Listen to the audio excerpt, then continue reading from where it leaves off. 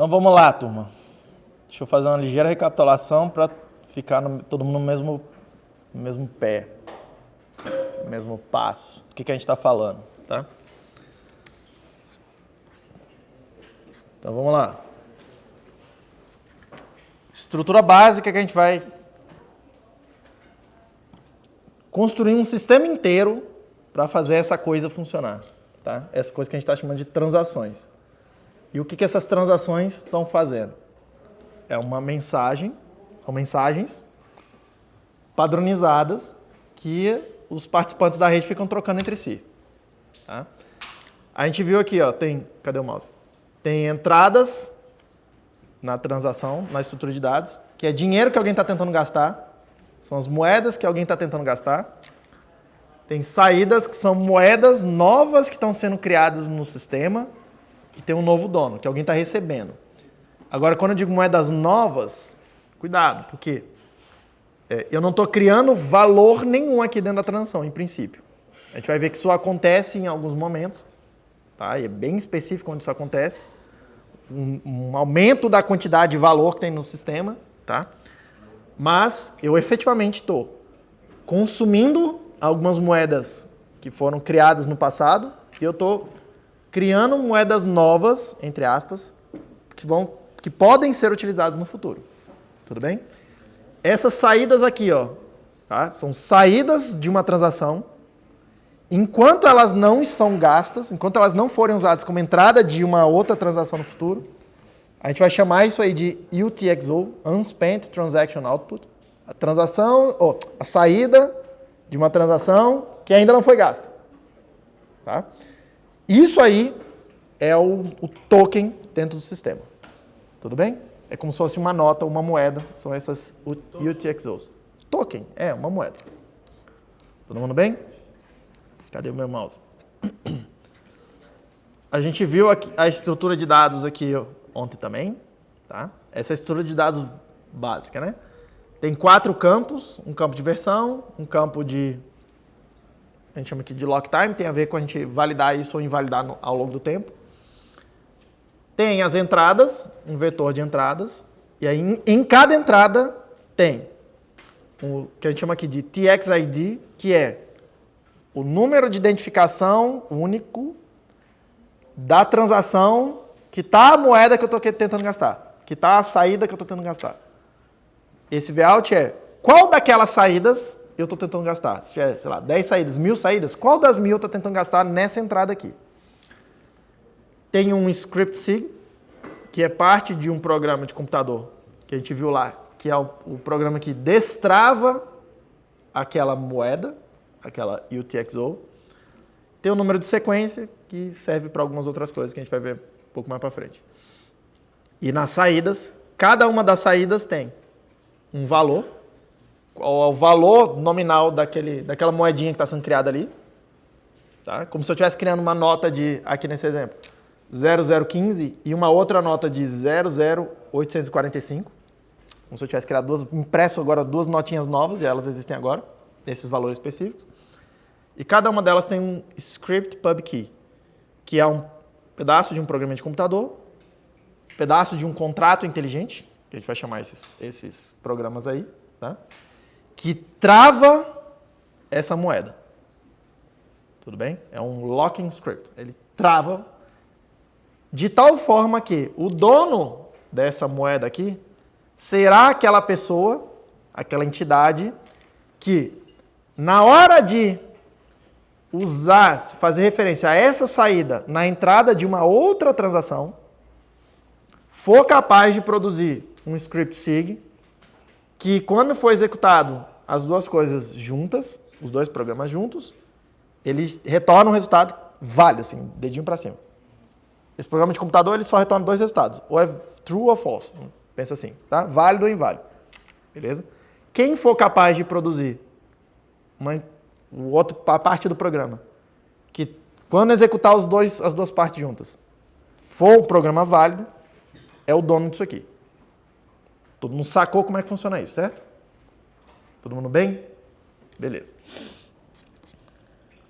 A gente viu a execução do script, tá? A gente viu a execução do script. Você junta o unlocking script, que está na entrada da transação que eu estou tentando gastar alguma coisa. Junta ele com o locking script, o script pub key, que está na saída correspondente que eu quero gastar, de uma transação do passado. Cuidado que estão em transações diferentes, tá? Estão em duas transações diferentes. E eu executo primeiro o unlock script, se não falhar até aqui, eu continuo executando o locking script. Tá? E aí a gente viu que tem uma pilha, aí você vai operando com determinadas instruções nessa pilha. Tá? Todo mundo ok com isso também, né? Todo mundo bem com isso. Eu espero. Tá? E aí a gente ia começar a falar de blockchain. A gente parou um problema que é, até então, no meu cenário aqui, só tem duas pessoas envolvidas em fazer um pagamento. A Alice estava tentando pagar o Bob e comprar cenoura. Tá? Agora eu quero botar mais gente.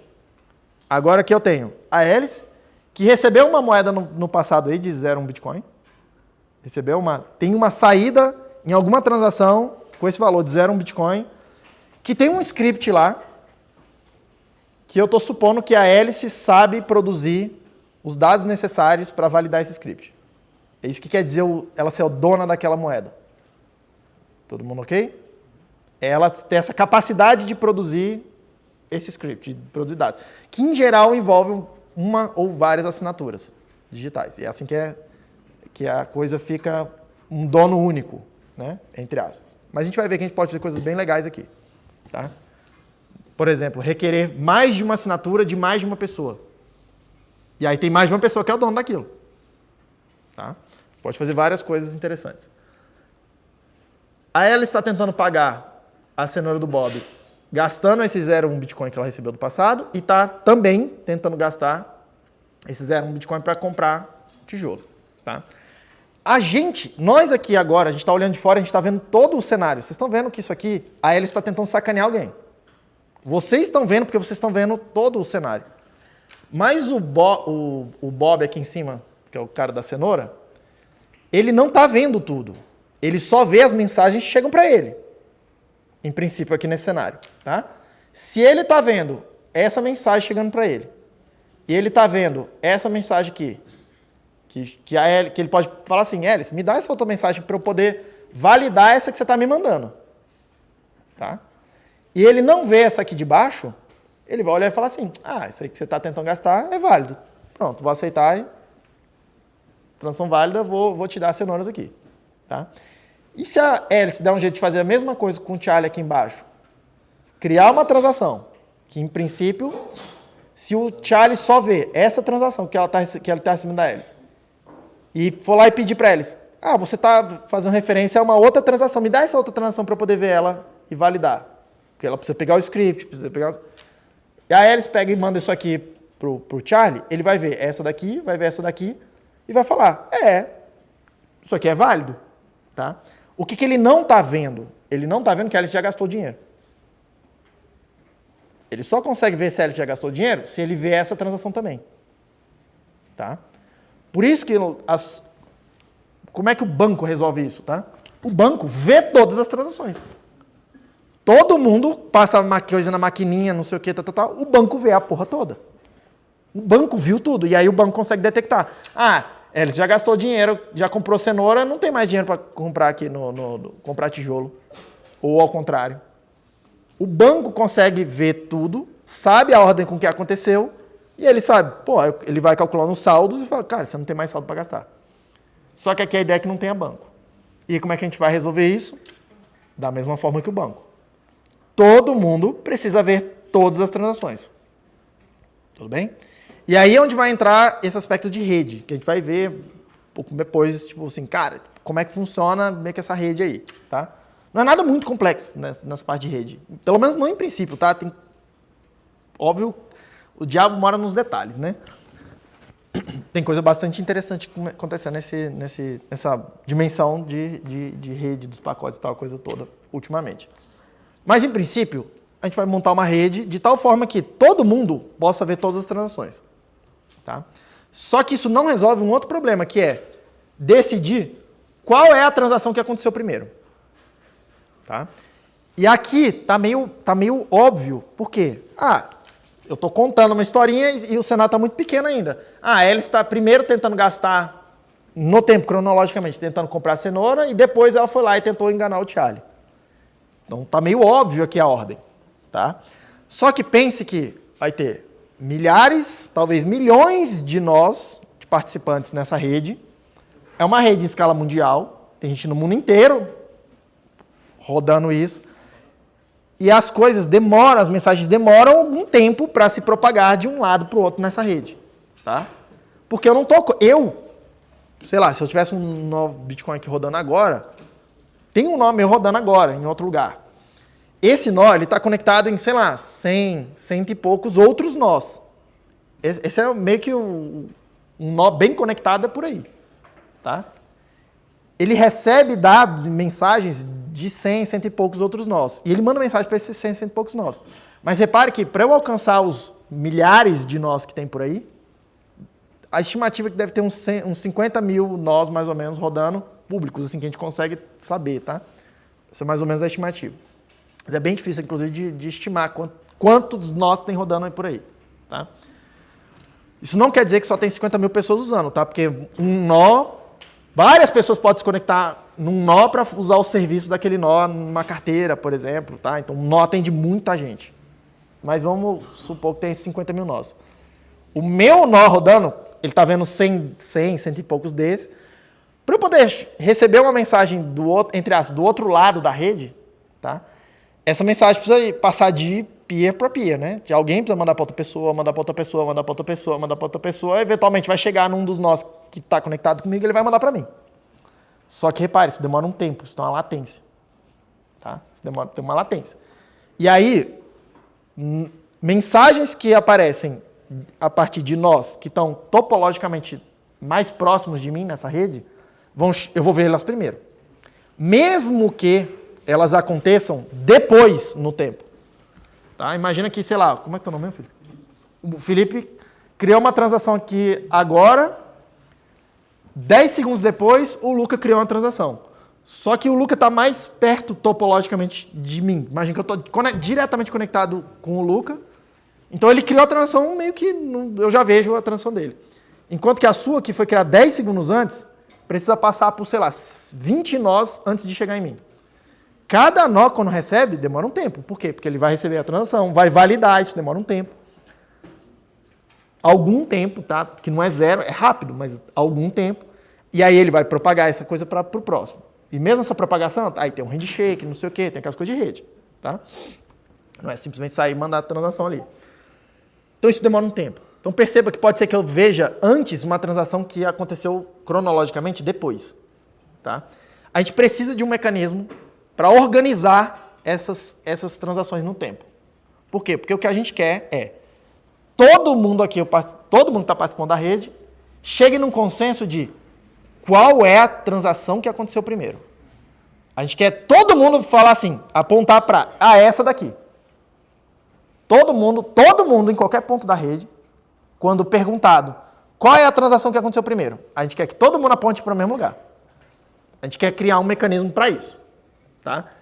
Isso, repare, é um mecanismo, a gente quer criar uma noção de tempo na rede, que não é o tempo do relógio aqui, ó, do mundo físico. Cada um tem um relógio no mundo físico que vê as coisas de um jeito. Tá? Só que a gente quer criar uma ordem. Essa ordem vai nos dar essa noção de sequência, que é que vai criar essa ideia de ter o tempo da rede. Beleza? O mecanismo que o Satoshi bolou para resolver esse problema é o que a gente vai chamar de blockchain. Cadê o meu mouse? É o que a gente vai chamar de blockchain. Esse slide aqui é o que está lá no white paper. Aí ele vai falar o seguinte, ó. O que a gente vai fazer então? A gente vai coletar essas transações e vai colocar elas no que a gente vai chamar de blocos. Bloco é uma outra estrutura de dados. Tá? Outra estrutura de dados. A gente vai abrir uns blocos aqui já e vocês vão ver. É uma outra estrutura de dados. Estrutura de dados relativamente simples. Tá? Pensa que é um cabeçalho extremamente simples. A gente vai ver aqui agora. Tem 80 bytes nesse cabeçalho, tem 6 informações, acho que 6 campos. E tem um array, né, uma lista, um vetor, com as transações que estão associadas àquele bloco. que estão inseridas naquele bloco. É assim meio que a gente vai se referir, tá? Você pode pensar nesse bloco como se fosse a página de um livro. Qual livro, professor? O livro de contabilidade que vai guardar aquelas transações. Lembra, aquelas transações são transações contábeis, em última instância, tá? É créditos e débitos, tipo, movimentação de valores de uma conta para outras, de algumas contas, tá saindo das contas que estão ali naquelas entradas e sendo, entre aspas, depositado nas contas que são as saídas. Você pode pensar assim, tá? Nós vamos criar, então, entre aspas, um livro para guardar essas transações. Igual um contador faz. O contador também faz isso, tá? Chega uma transação, um bilhetinho lá, tipo aquilo ali para ele, ele cola aquilo lá num livro que a gente chama de livro razão, tá? Cola aquilo lá no livro, ou anota aquilo de alguma forma, cria uma entrada, como se fosse uma linha numa planilha, tá? E pensa num livro físico, tem páginas. Então você vai escrevendo na ordem com que essas coisas vão aparecendo para você. Quando acabar a página, o que você faz? Você vira a página e continua escrevendo as próximas. Tá? Então a gente vai pensar que cada bloco desse é uma página dessas. E do mesmo jeito que... E essa é uma das coisas interessantes do Bitcoin, tá? Um dos problemas que foi resolvido, que é... Do mesmo jeito que no mundo físico a gente tem um limite de quantas linhas a gente consegue escrever numa página, tá? Tem, sei lá, 30 linhas que eu consigo escrever, aqui o bloco também vai ter uma quantidade limitada de transações que a gente consegue inserir. Só que o limite não é 100 transações, 1000 transações, não. O limite é, e isso vai ser também uma regra que a gente vai concordar entre nós, porque isso é parte da sintaxe da coisa, o bloco tem no máximo 1 megabyte. Acabou a conversa. Esse bloco, a gente vai concordar todo mundo que tem 1 megabyte. Tá? No começo, eu não sei exatamente quanto que era o tamanho do bloco, mas essa coisa do 1 megabyte já foi uma mudança no protocolo logo nos primeiros meses, assim. Tá? Se concordou, não, vamos botar 1 megabyte. Tudo bem? Diminuir as coisas, deixar as regras mais restritas, é o que a gente vai chamar de soft fork. Por quê? Porque o nó que estava fazendo a coisa no passado, ele continua dentro das regras. Tá? Ele não é expulso das regras. O Bruno lá da 21, ele tem uma analogia do campo de futebol. Eu roubo todas as analogias do Bruno, tá? Eu acho que o cara é brilhante. O Bruno tem a analogia do campo de futebol que ele fala o seguinte, olha, eu tenho um time de futebol e para mim o campo tem que ter no máximo 100 por 50. Se o campo tiver mais do que 100 numa dimensão e mais do que 50 na outra, eu não jogo nesse campo. Tem que ter no máximo isso. Aí o que ele fala é o seguinte, o meu campo de futebol é feito assim. Essa é a minha regra. Só que eu vou lá jogar no campo do vizinho. E aí eu chego no campo do vizinho, aí o campo do vizinho tem 90 por 50. Como eu jogo num campo de no máximo 100 por 50, o campo dele está dentro dessa regra, você concorda? O campo dele é menor. Tá? Aí ele joga sem nenhum problema naquele campo. Só que se eu for num campo de um outro vizinho, que o campo é de, sei lá, 110 por 60, aí eu me recuso a jogar naquele campo. Tudo bem? Essas regras do Bitcoin tem mais ou menos isso também, tem mais ou menos esse caráter também. Tá? E aí quando a gente cria uma regra mais restritiva para os nós, não tem problema. Por quê? Porque os nós do passado eles continuam vendo aquilo como válido. Tá?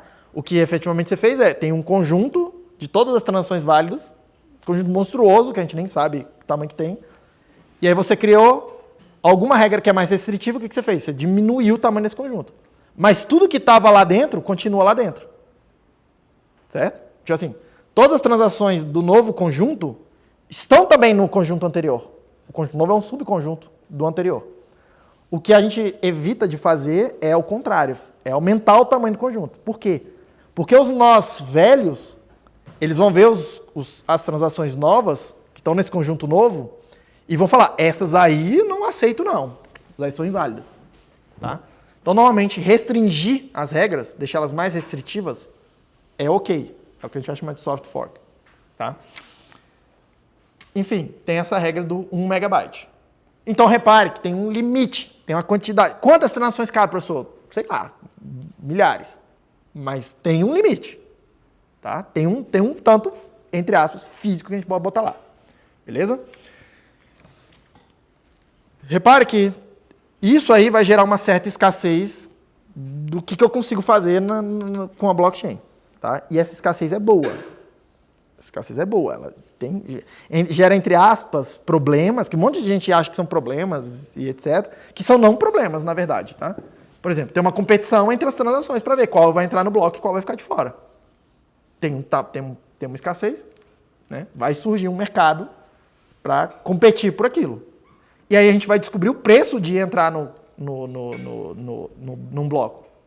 Tá? E quando a gente descobre o preço, do ponto de vista econômico, a gente está aumentando a eficiência da tomada de decisão, porque no final das contas é um sistema, mas isso aqui não é um sistema por um sistema. É para a gente resolver um problema no mundo físico. Um problema muito concreto que a gente tem entre nós aqui, de fazer trocas. Lembra sempre disso, que é na verdade sobre as pessoas, não sobre a tecnologia. Tá? E aí, na medida que a gente descobre o preço de alguma coisa, nós aqui conseguimos tomar uma decisão e coordenar entre nós. Se eu estou com muita pressa, muita urgência, eu sei o preço daquela coisa. Se eu posso esperar um pouco mais, aquele preço me comunica, isso aqui não é tão urgente para mim, então vou deixar para depois. Tudo bem? E assim a gente coordena quem vai usar o recurso escasso. Diga. Professor, se cada vez é mais escasso o serviço, é mais difícil de gravar informação do blockchain, tipo, os mineradores, então eles estão sempre valorizando o serviço deles, então, tipo assim, com o futuro as pessoas que mineram vão ganhar cada vez mais, ou não faz sentido isso? Difícil de dizer, né, se com o futuro os mineradores vão ganhar cada vez mais. Porque tem várias pressões. Deixa eu tentar melhorar o que eu vou dizer. Tem várias pressões diferentes acontecendo ali. Por um lado, pensa que em algum momento tem um monte de transações, mais do que cabe num bloco, a cada momento. Então elas estão competindo entre si. O minerador que ele está tentando fazer é ganhar mais dinheiro possível. Então ele vai pegar e maximizar as taxas que ele recebe. A gente viu a história da taxa. Ele vai tentar maximizar isso. Certo? Então, quanto menor a recompensa do minerador, a recompensa é um Bitcoin que é literalmente novo, tá? A gente vai ver também como é que isso é criado. Ele não é um gasto de ninguém. Ele é um pagamento que a gente aceita na rede, um pagamento que a gente coletivamente na rede aceita para esse serviço do minerador, tá? Mas vamos lá. À medida que isso vai ficando mais, isso vai diminuindo, tem uma taxa de diminuição, de emissão disso aí, que vai reduzindo. É logarítmico. Então, à medida que vai tendo menos recompensa, a gente tem uma certa pressão para ter mais taxa, certo? Mais taxa, para cobrar mais taxa. Isso tem uma pressão para aumentar o valor das taxas em Bitcoin. Só que, por outro lado, tem uma pressão para essa moeda ficar mais valiosa também. No mundo real, ela comprar mais coisas, ter mais poder de compra. Se ela tem mais poder de compra, tem uma pressão para diminuir a taxa, porque a taxa está mais valiosa também. Entendeu? Porque no final das contas, o minerador está tentando maximizar o dinheiro dele, mas não é ele que bota o preço da taxa. É você que escolhe quanto você quer pagar de taxa na hora que você faz a transação. O minerador, ele pega as taxas que vocês decidiram. Não é ele que cria as taxas. Que é um misunderstanding monstruoso, tá? Tipo, o minerador, ele só coleta as taxas. Ele só coleta as taxas. Ele não seta o preço de nada dessas taxas. É vocês aí mandando transações e decidindo, isso aqui é muito urgente para mim, então vou pagar mais para andar mais rápido. É você que decide quanto você vai pagar de taxa. Eu vou passar para as perguntas, tá? E lembra, minerador é um negócio, cara. A gente fica pensando no negócio, uma empresa, né? Como maximizar o lucro. Tem essa pressão. Mas não é assim que os negócios no mundo real efetivamente funcionam, tá? Os negócios, eles têm custos e eles têm as receitas. O que ele está tentando fazer é equilibrar custos com receitas e ter alguma rentabilidade, alguma lucratividade nesse processo. Então não é que tipo, é só lucro. Se o custo cai, o faturamento da empresa pode cair e ainda assim ter lucratividade. Entendeu? E o empresário, claro que o empresário está tentando falar assim, cara, eu quero ganhar o máximo de dinheiro possível. É óbvio, todo mundo aqui, todos nós aqui queremos. Isso é ser humano, isso não é, tá? Isso não é nada assim. Só que ele entende também que, na hora que... Por que você aceita receber, sei lá, R$ 5.000 para trabalhar ali 6 horas num certo trabalho. Você não podia não aceitar isso e ir procurar outro emprego que paga 10 mil? Podia. Certo? Por que tem um monte de gente que sabe que é capaz de achar um emprego melhor, aceita receber menos? É o meu caso aqui, em particular, que agora com vocês. O meu salário não é ruim.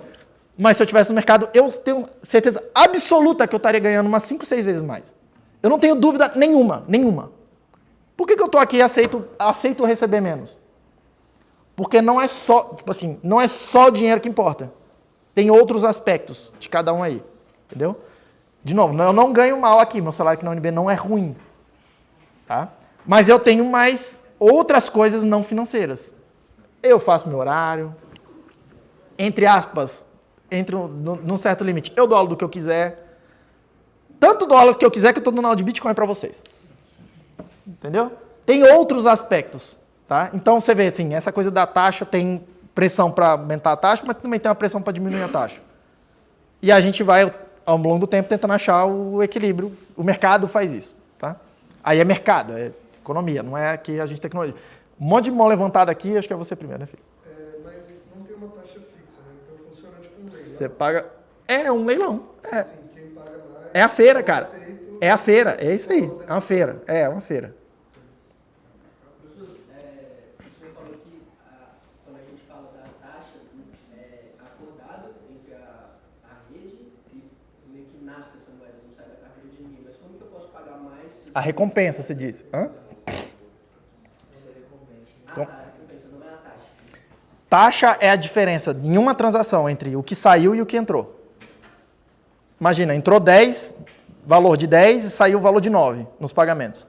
Aquele diferença de 1 é uma taxa que o minerador vai poder recolher. Isso você pode escolher. Você que fez a transação, não foi o minerador? Isso sai da minha carteira. Sai daquelas entradas, né? Perfeito. Eu confundi com a recompensa. A recompensa é dinheiro que ninguém gastou e o minerador recebeu. Mas aonde que entra essa questão da descentralização no sentido, beleza, todo mundo tem que ver, mas como que então eu vou fazer essa feira e a gente chegar no consenso de que aquilo vai ser, isso aqui vai ser um bloco, sei lá. É o mercado. Eu vou deixar e vou te dar uma recomendação de livros sobre ordens espontâneas. Lê Friedrich Hayek e eu te dou umas referências específicas. Aí você vai entender um pouco melhor disso aí.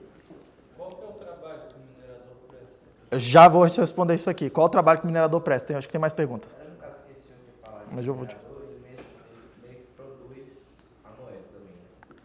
E ele pode fazer a transação para ele mesmo, como doação, falar. Se não me engano, foi isso. Isso. Então, por que precisaria também dessas taxas? Ele poderia continuar fazendo para ele? Por que precisaria das taxas se o minerador ele tem uma recompensa? Essa é a pergunta, certo? Porque a ideia é que a quantidade de recompensa que o minerador vai poder se dar quando ele criar um bloco vai diminuindo ao longo do tempo. Uma hora vai chegar a 0. Começou com 50 bitcoins por bloco. Então, o primeiro bloco que minerou tem uma saída de 50 bitcoins. O segundo bloco que alguém minerou, que o Satoshi minerou, provavelmente foi ele que minerou esses primeiros blocos aí todos, o segundo bloco tem uma transação que tem uma saída de 50, que ele deu provavelmente para si mesmo. O terceiro bloco, de 50. O quarto bloco, de 50. E aí, a cada 210 mil blocos, se você fizer a conta de cada bloco é feito, aqui o sistema é calculado, ele tem um esquema de realimentação de dificuldade, eu vou explicar. É feito para que cada bloco seja produzido, tá? Seja confirmado, a cada 10 minutos em média. Então, se você pegar esses 210 mil blocos, cada um a cada 10 minutos em média, dá aproximadamente 4 anos. Aproximadamente, porque pode ser que... A gente vai ver ali já no Block Explorer. Tem bloco que, sei lá, você minera um bloco, um segundo depois já aparece outro. E tem hora que, sei lá, cara, minera um bloco aqui, passa 2 horas e não minerou o próximo ainda. Tá? Então, assim, isso é na média, é estatístico, tá? Mas o que acontece? A cada 210 mil blocos, essa recompensa cai pela metade. Então, na primeira era do Bitcoin, né, do bloco 0 até o bloco 209.999, cada bloco emitia 50 Bitcoins novos. Aí, do 210 até o 419.999, 25 Bitcoins. Depois, 12,5 bitcoins. Depois, 6,25 bitcoins. Agora a gente está na quinta era? Não, ainda é 6,25. Não, já é 3 e pouco. Já teve o halving agora, porra. Hã? Teve o halving agora, poucos meses. A recompensa hoje acho que é 3,125 bitcoin. Entendeu? E aí, a cada 4 anos, mais ou menos, vai diminuindo pela metade, e alguma hora vai chegar a recompensa ser 1 satoshi, e aí o próximo halving vai virar 0 satoshi para sempre. E aí vai ser tudo taxa, o pagamento. Por isso que a taxa está lá. Todo mundo ok? Só uma pergunta. Você falou nas aulas passadas que pode ser que na transação sobre o Bitcoin que ninguém pegou. E isso pode acontecer. Tem blocos com isso. O minerador pega ou outro minerador pode pegar? Não. Vamos lá. Vamos lá, porque isso tem a ver com isso aqui agora. As transações... Eu criei uma transação aqui agora. Aí eu mandei para... Pense que todos vocês estão na rede. Eu criei uma transação aqui agora, aquela coisa que a gente estava vendo, e mandei para vocês uma mensagem. Para cada um de vocês. Eu mandei uma cópia disso aí. Aí cada um de vocês pegou e validou aquilo e guardou na sua memória, na memória do seu computador, numa estrutura que a gente vai chamar de mempool, que guarda as transações que você já viu e validou, mas que não estão nos blocos, não está em nenhum bloco ainda. Tá? Essa estrutura a gente vai chamar de mempool. Cuidado porque a mempool não é sincronizada. Cada um de vocês vai ter uma visão diferente da mempool. É, tipo, não existe a mempool. Não existe a mempool, existe... Cada um tem a sua mempool. Porque pode ser que eu mande uma transação pro Felipe, pro Luiz, pro Emanuel, e só eles viram aquela transação e vocês não viram aquela transação. Aí eles têm na mempool deles e os outros não têm. Cada um tem uma visão local dessa estrutura aí, da mempool. Tá? Essa coisa não é sincronizada. Não necessariamente. O que você tinha me perguntado? Desculpa, perdi o fio da meada. Que você falou que pode ser que sobre, por exemplo. Ah, sim. Sim, como é que... Isso. 0,95. Isso. Aí vamos lá. Vocês viram essa transação, está na mempool de vocês. Vamos supor que está entrando 10 bitcoins, saindo 9 e tem 1 de taxa. Para arredondar os números aqui. Quem é o minerador? Qualquer um de nós pode minerar. Não tem nada especial no minerador. Tá? Claro que na prática, quem tem mais recurso vai ter mais sucesso nesse serviço. Tá? Mas, em princípio, não tem nenhuma restrição, todo mundo pode minerar. Eu posso apertar um botão aqui agora e começar a minerar na rede agora com o meu computador que está aqui agora. Isso não é nenhum problema. Tá? Não preciso pedir autorização para ninguém, não tem nada de especial. Imagina que eu cheguei aqui e minerei essa parada. E eu não coletei... Aí eu recolhi a recompensa, vamos supor que a recompensa seja de 50 bitcoins. E eu recolhi a recompensa e não recolhi esse 1 de taxa. E eu incluí no meu bloco essa transação que tinha 1 de taxa. E eu não recolhi ela. Essa transação, esse 1 bitcoin foi perdido. Por quê? Quando que eu posso recolher a taxa? Quando eu incluo no bloco. Só que só pode ser incluído no bloco uma vez. A transação só entra no bloco uma vez. Depois que entrou no bloco, está confirmada, acabou. O próximo bloco não vai copiar a coisa, entendeu? Bloco que copia a transação é inválido. Tem dados de quantos bitcoins foram perdidos? Tem alguma estimativa? Me pergunta isso no Discord aí. É para vocês terem entrado no Discord. Bota no mudo aí o computador. Tem alguma estimativa, mas é muito difícil a gente saber com certeza. Muito difícil a gente saber com certeza. Seguindo. O que eu estava falando antes disso? Eu já me perdi também.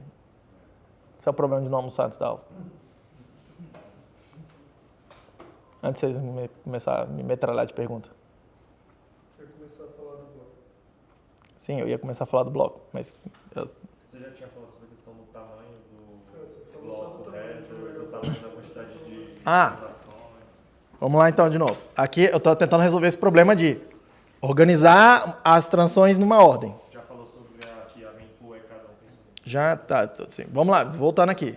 O problema que a gente está tentando resolver é, eu quero estabelecer uma ordem entre essas transações. Quero falar assim, essa é a primeira, essa é a segunda, essa é a terceira. Tá? A blockchain vai servir para a gente estabelecer essa ordem. Tá? Então, a gente vai criar essa estrutura de dados, chama de bloco, vai ter um cabeçalho, já vou mostrar o que tem no cabeçalho. E vou colocar, eu que estou criando o bloco, eu vou colocar as transações na ordem que eu entendo que é a ordem delas, correta. Todo mundo bem? Qual que era a tua pergunta mesmo, filho? Qual que é o serviço que o minerador está fazendo? Segura aí, que essa é o meu, onde eu quero chegar, tá? Qual que é o serviço que o minerador está prestando? O minerador está fazendo esse trabalho de montar o bloco, de ele decidir, essa transação é a primeira, essa é a segunda, essa é a terceira, essa é a quarta nesse bloco. O minerador, ele que está fazendo o bloco. Tudo bem? Só que percebam, criar uma estrutura de dados é muito barato, né? A gente precisa de um mecanismo para... Imagina que eu fiz um bloco aqui e ordenei as transações do jeito que eu queria. O Luiz fez outro bloco e ordenou as transações do jeito que ele queria, do jeito que ele entende que é a ordem. E a ordem é diferente. Tá? Eu fiz um bloco com as coisas numa ordem. Ele fez outro bloco com as coisas em outra ordem. A gente precisa de um mecanismo para decidir qual dessas aqui a gente vai aceitar. Porque a gente precisa... De novo, a gente está tentando concordar e sincronizar com a ordem que as coisas aconteceram. Porque a ordem importa para dizer quem é o dono do quê. É muito barato criar uma estrutura de dados, né? Tipo, em computação, cara, você estrala os dedos, apareceu dados, né? Assim, você faz um JSON de graça, cara, tá? Você faz esses bytes aqui de graça. Assim, isso é ridículo. Qual é o mecanismo que o Satoshi incluiu na ideia do bloco? O bloco vai incluir uma regra que é o seguinte: esse bloco precisa apresentar uma prova de trabalho válida. Uma prova de trabalho válida. Você que está fazendo o bloco precisa provar para todo mundo da rede que você executou um certo trabalho físico, no mundo físico. Tá? Que você foi lá no mundo real, não é no mundo digital dos bytes e escreveu numerozinhos na memória de computador. Não. Aqui, o que o Satoshi está pedindo é, você vai lá no mundo real, vai fazer um trabalho que gasta tempo, que gasta algum recurso do mundo físico, real, não é etéreo, digital aí. E aí você vai produzir para mim uma prova de que você realizou esse trabalho. E vai ser incluir essa prova no bloco. Tudo bem? É isso que é o que a gente vai fazer. E aí, já vou explicar exatamente o que é essa prova. Mas a gente vai incluir essa prova de que eu trabalhei no mundo real, fora do mundo físico aqui, fora do mundo digital, que eu fiz alguma coisa que eu gasto recursos de verdade. Materiais. Tá? E aí repare que isso vai criar um link entre o mundo digital e o mundo físico, por meio dessa prova de trabalho. Tem uma conexão entre eles aí nesse ponto. Tudo bem? E, de certa forma, é isso que gera a escassez no mundo digital, aqui no sistema.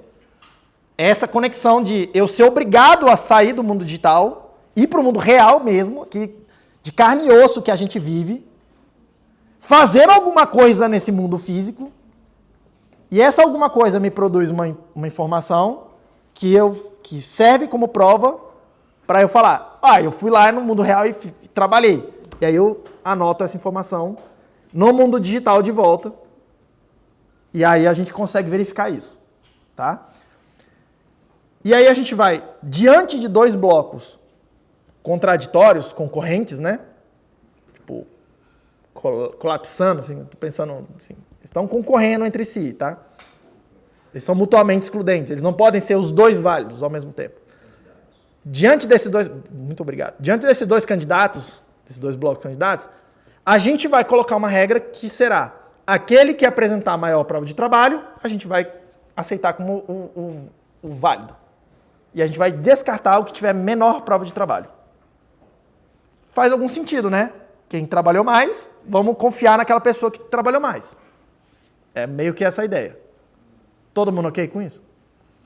E é assim, esse é o serviço que o minerador está fazendo. Tá? Perceba. O minerador, qual é a função dele? A função dele é pegar as transações que ele foi vendo e colocar numa ordem. Escolher uma ordem para elas. Tá? Ele precisa escolher uma ordem para elas para colocar no bloco. O bloco tem a ver com essa coisa da ordem. Ele vai escolher quais transações ele vai colocar no bloco e ele vai escolher a ordem com que elas vão entrar no bloco. Esse é o serviço que ele está prestando. Só que para fazer isso, ele precisa, de novo, ele precisa ir no mundo real, no mundo físico, e fazer alguma coisa. Eu já vou explicar o que é. Precisa fazer alguma coisa lá. Então ele precisa realmente gastar. Não é de graça fazer esse bloco. Não é de graça. Não é só apertar um botão. Hã? Tem que consumir já. Tem que consumir, gastar, entre aspas, gastar energia. Tá? Entre aspas, gastar algum recurso do mundo físico. Por causa disso, a gente vai criar uma recompensa para ele. Que é, a gente é a rede. Porque percebe, ele está prestando serviço para a gente de dizer a ordem das coisas. Tá? Você foi lá no mundo real, você decidiu uma ordem e você foi lá no mundo real e se comprometeu com isso que você está falando. Porque ele gasta energia antes de receber a recompensa. Perceba. E aí, na hora que ele consegue produzir essa prova de trabalho válida, a gente aceita que você inflacione um pouco a moeda, o dinheiro, criando uma recompensa para você e não só isso, recolhendo as taxas de cada uma das transações que você colocou naquele bloco. É esse o serviço prestado pelo minerador. Beleza? Ele tem algum tipo de critério para ele fazer esse ordenamento? O critério é o que paga mais. Ou a prova de trabalho vai ser justamente o que vai me trazer o critério junto também a garantia de que aquele... Ele tem que colocar, ele não pode, por exemplo, colocar uma transação. A ordem importa, né? Por exemplo, ali naquele cenáriozinho aqui, Nesse caso aqui, ele pode escolher botar a transação do Ninja como a transação, vamos chamar assim, primeira, depois essa aqui de cima da hélice. Mas ele não pode, porque isso seria válido, mas ele não pode fazer, vamos lá, não é que não pode, tá? Ele pode fazer tudo, só que a gente vai olhar e vai falar, cara, isso aqui você fez merda. Se ele pegar e botar na ordem das transações lá primeiro a transação que a hélice pagou o Charlie, e depois, na sequência, a transação do Ninja, essa transação aqui é inválida, certo? Porque a hélice está tentando gastar dinheiro que ela não tem. A gente vai validar os blocos na ordem que as transações estão no bloco. É para isso que está lá. Agora, entre aqueles dois ali, sim vai ter uma competição. Mas repare, outra coisa que também vai ser inválido é se ele botar nesse cenário aqui, a do Ninja primeiro, depois a da hélice para o Bob ser na segunda transação da sequência, e se ele resolver botar essa aqui na sequência, como a terceira, esse bloco também é inválido, porque todo mundo aqui vai olhar e falar assim, porra, mas essa transação está tentando gastar essa moeda que já foi gasta aqui. A gente não aceita isso, entendeu? E aí por que o minerador não faz isso? Porque, isso é uma boa sacada, tá? Que ele primeiro precisa fazer a prova de trabalho, primeiro ele tem que ir no mundo real e fazer alguma coisa, para depois ele ser recompensado. E não o contrário. Não é você recebe a recompensa só porque você minerou. Não. Você vai lá, minera, gasta seus recursos. Aí você produzir um bloco, você vai mandar para todo mundo e todo mundo vai falar, a gente aceita e tal. Mas a gente pode virar e falar, a gente não vai aceitar essa porra não. Você já gastou seus recursos e não recebeu a recompensa. Isso é um grande incentivo econômico para o minerador não sacanear, né? Entendeu? Para ele agir de maneira correta na rede. Tá? Isso é um incentivo fortíssimo. Espera aí que tem uma pergunta ali em cima. Primeiro leva o critério da taxa e depois leva o critério do timestamp. Beleza. Não tem timestamp aqui nas transações, lembra? Não tem timestamp nas transações. Ele está criando uma ordem. Porque não tem. Hã? Como assim? Não tem timestamp nas transações. Vamos lá, de novo aqui, volta aqui. Isso aqui que eu estou mostrando para vocês é uma transação de verdade que está na blockchain. Cadê o timestamp? Não tem timestamp nas transações. Como é que você sabe? Você sabe só que chegou na sua hora? Como é que você sabe o quê? Tipo assim, vai chegar a transação pra você. Você acha que a hora é o que chegou pra De novo, é isso que eu estou falando. Ninguém sabe. Alguém precisa decidir qual é a ordem, certo? Calma, alguém precisa decidir qual é a ordem, certo? Sim. Alguém precisa decidir qual é a ordem. Quem está decidindo? O cara que faz o bloco. E a gente, só um segundo. E a gente está competindo pelos blocos, tá? Porque pode ter uma recompensa, cara. Você vai ser pago para fazer isso. Pode ser que tenha várias pessoas querendo fazer esse serviço, prestar esse serviço. Então tem uma competição entre nós também por esse serviço, para prestar esse serviço. É tipo uma Tem um mercado aí. Segura um pouco aí, cara. Ó, pera. Eu te pergunto ali e acho que mais alguém aqui depois na sequência. Acho que é ali, né? Então ali, tá? Vai, filho. Então a hélice podia ter, sei lá, comprar o tijolo antes da cenoura e acabar com a cenoura. Isso aí. O minerador escolheu por Nesse cenário aqui, quem está decidindo? O minerador. Se o minerador vê as duas transações da hélice, se ele vê isso, ele pode decidir. Aí você pergunta assim, tá, mas ele vai decidir com base em que critério, professor? Sei lá, cara. Vai que ele está pagando mais taxa no Se a hélice está pagando mais taxa numa transação do que na outra, ele vai preferir aquela que paga mais. Mas imagine que as duas são iguaizinhas, assim, mesma taxa, mesmo tudo. Ele vai olhar e falar, ele pode escolher um critério qualquer e falar, eu vi essa aqui primeiro, então é essa aqui que eu vou botar. Não tem... Não, antes da transação entrar no bloco, elas estão desordenadas, não tem ordem. Quando que elas adquirem uma ordem? Na hora que alguém botou no bloco e produziu a prova de trabalho. Aí você falou que podia demorar de 1 minuto a, sei lá, 2 horas para Pode demorar, isso. achar um novo bloco. Uhum. Isso é por conta da validação? A gente vai ver, o problema é um problema estatístico mesmo. Produzir a prova de trabalho é feito para que a gente alguém consiga, na média, achar um bloco a 10 minutos, a gente trabalhando coletivamente aqui, todo mundo tentando, né? Todo mundo entre aspas tentando, mas pode ser que demore mais, pode ser que demore menos, é tipo uma loteria. É praticamente uma loteria. Caralho, tem muita mãozinha levantada, velho. Calma, ó, pessoal, ali e depois ali, vai. Então a ideia do minerador, além dele criar os blocos, ele vai criar uma linha do tempo. Nossa, filho, caralho. É exatamente isso. O que o minerador está fazendo é criar a linha do tempo da rede. Ele é o relógio da rede. A blockchain é o relógio da rede. A blockchain é um relógio. A blockchain é o relógio da rede. Essa é a função dela. A blockchain é o relógio da rede. Tem outras coisas, outras garantias que ela vai me dar. Sim, de integridade, que a gente vai discutir. Ela está aqui para resolver um problema muito específico. Decidir qual é a transação primeira, segunda, terceira, quarta e assim por diante. Ele mesmo tem que sair validando, né? Por exemplo, se isso aqui é uma saída, tem que achar a entrada correspondente, né? Esse negócio de escolher as transações para incluir no bloco é um problema bastante interessante. Problema de otimização bem difícil e interessante. Se alguém quiser trabalhar com isso aí, pesquisa operacional, esse tipo de coisa aí. Por isso que seria interessante, sei lá, não tem nenhum aluno de engenharia de produção aqui. Tem tema para todo mundo nessa parada, tá? Pergunta, filho. Como é teu nome mesmo? Vinícius. Tipo assim, você tem 300 transações aqui que eu poderia colocar nesse blockchain.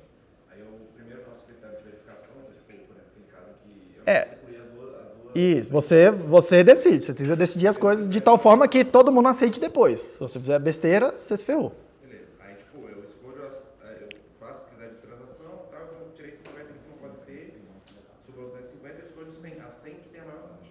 Tudo bem. Dentro dessa 100 tem alguma ordem? A ordem que você escolher. Só que se uma transação validar a outra... Só que uma transação, se estiver gastando a outra, ela tem que aparecer na sequência, depois, né? Por exemplo, eu tenho uma transação Pera, calma. Hã? Isso, pensa assim. Eu tenho uma transação B que gasta alguma coisa que foi criada na transação A. Tem uma saída de uma transação A que é gasta numa transação B. Se você decidir botar essas duas no mesmo bloco, você pode botar em qualquer ordem, desde que o A venha antes do B. Precisa ser uma logo depois da outra? Não, pode ser, sei lá, o A é a primeira e o B é a última e 1000 no meio. Beleza. Mas percebe que a ordem dentro do bloco importa. É agora que vai aparecer a noção de sequência das coisas. Entendeu? Aqui e depois ali. E se tiver vários mineradores querendo escrever a mesma transação? Pergunta de novo, filho, não entendi. Se tiver vários mineradores e eles querem escrever a mesma transação, igual tipo aquela... Cada um está fazendo o seu bloco. Quem encontrar a prova de trabalho primeiro, a gente vai validar, vai ver que a prova de trabalho é válida e vai aceitar, e os outros perderam, né? Se lascaram, assim, por parte. Claro que pode acontecer da gente gerar blocos meio que simultaneamente. Porque, de novo, aquele problema da latência.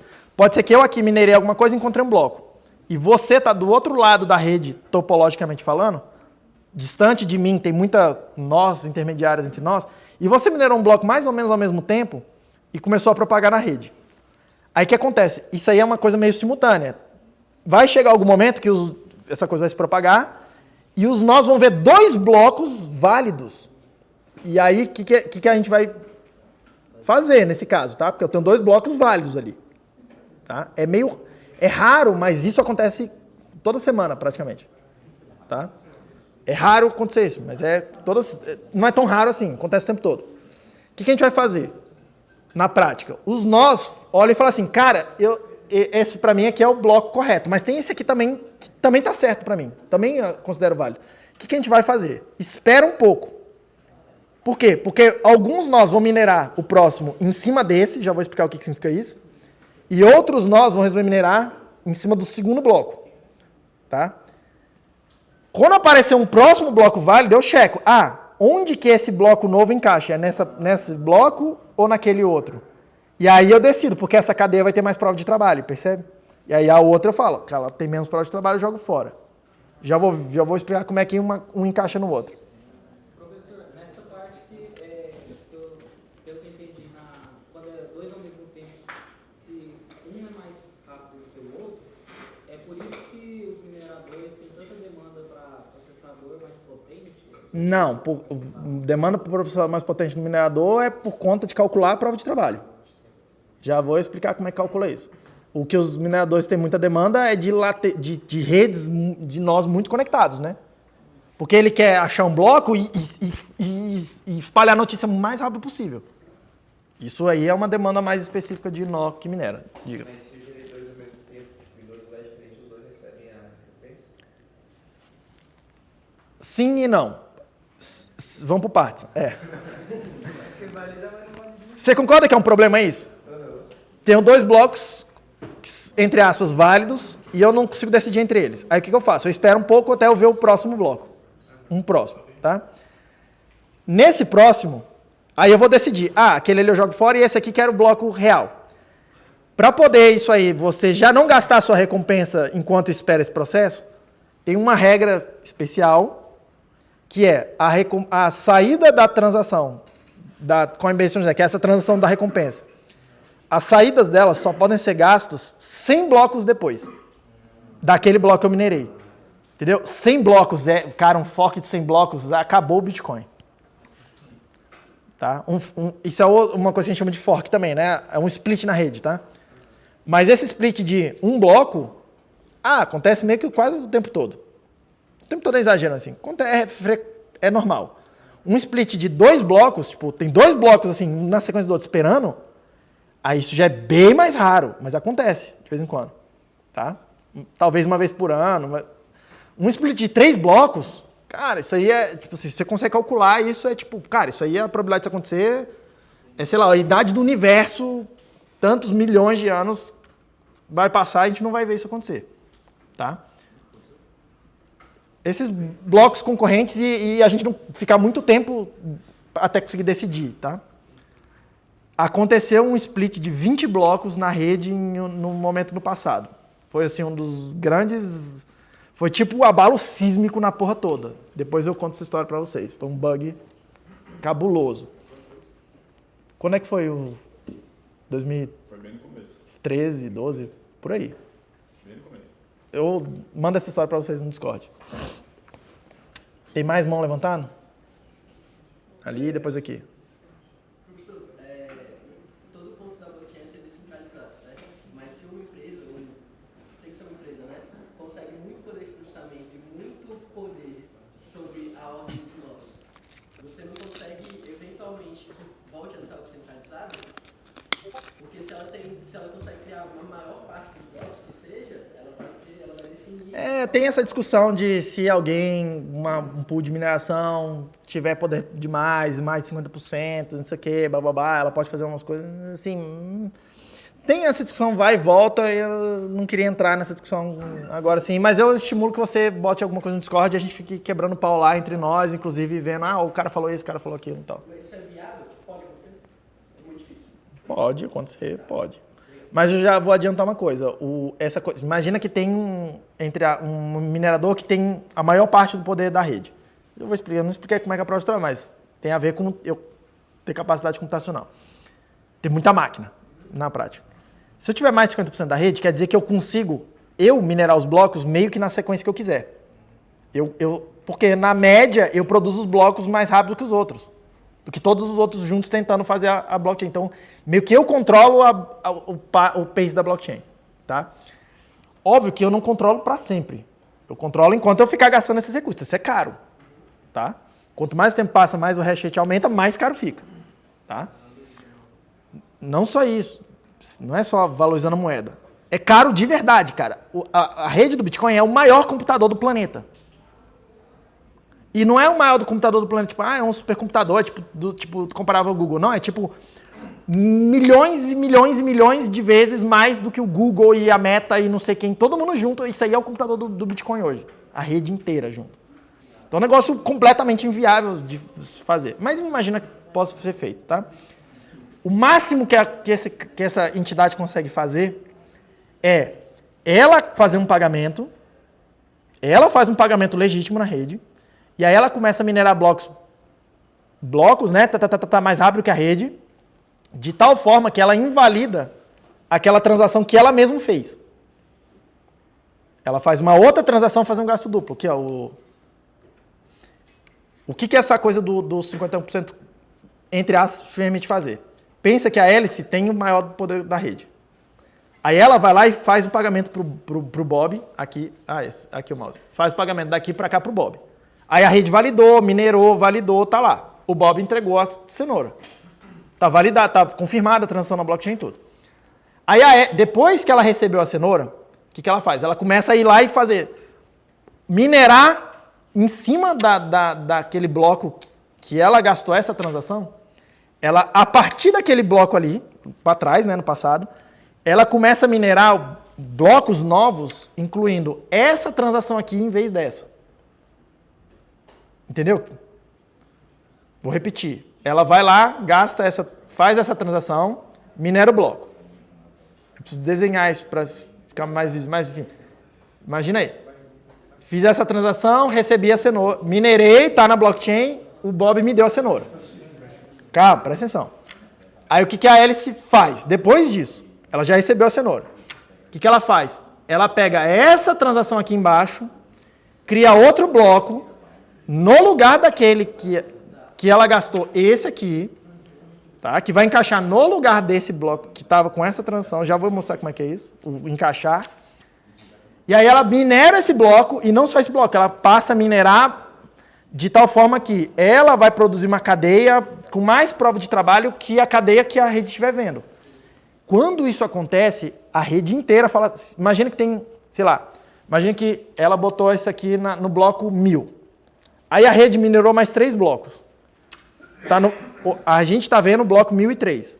Aí o que a hélice faz? Ela pega o bloco 1000, de novo, minera o bloco 1000 com essa transação aqui em vez dessa. Aí ela vai minerar o bloco 1000, 1001, 1002, 1003, 1004. Supondo que ela consegue fazer isso mais rápido que o resto da rede, ela vai outpace, né? Ela vai conseguir fazer uma cadeia nova com mais prova de trabalho do que a cadeia que a gente estava vendo. Aí na hora que a gente enxergar isso, o que a gente vai fazer? A gente vai olhar e falar, caralho, tem uma blockchain com mais prova de trabalho, joga fora aquela que a gente estava vendo antes e reorganiza. É literalmente o termo que a gente usa, reorganiza. Tá? Reorganiza. Aí o que aconteceu? Nesse bloco 1004 aí, aquela transação ali, ó, ela virou uma transação inválida. Só que o Bob já deu a cenoura para a hélice. Você já pegou a casa, você já pegou o carro. Isso aí é um ataque de double spending do 51% da rede. Isso aí é o que alguém que tem a maior parte do hash rate consegue fazer. Só que isso aí é meio na prática, é bem mais complicado do que isso que eu estou falando. Na prática, é bem mais difícil de fazer. Só foi feito uma vez nesse cenário aí a reorganização de 20 blocos aí. Tá? Aconteceu isso aí uma vez, mas não foi assim, alguém malicioso. Alguém que trabalhava com Bitcoin falou assim, cara, vou fazer um gasto duplo aqui para ver se dá para fazer, porque a gente está vendo que está com problema e tal, não sei o quê. Tá?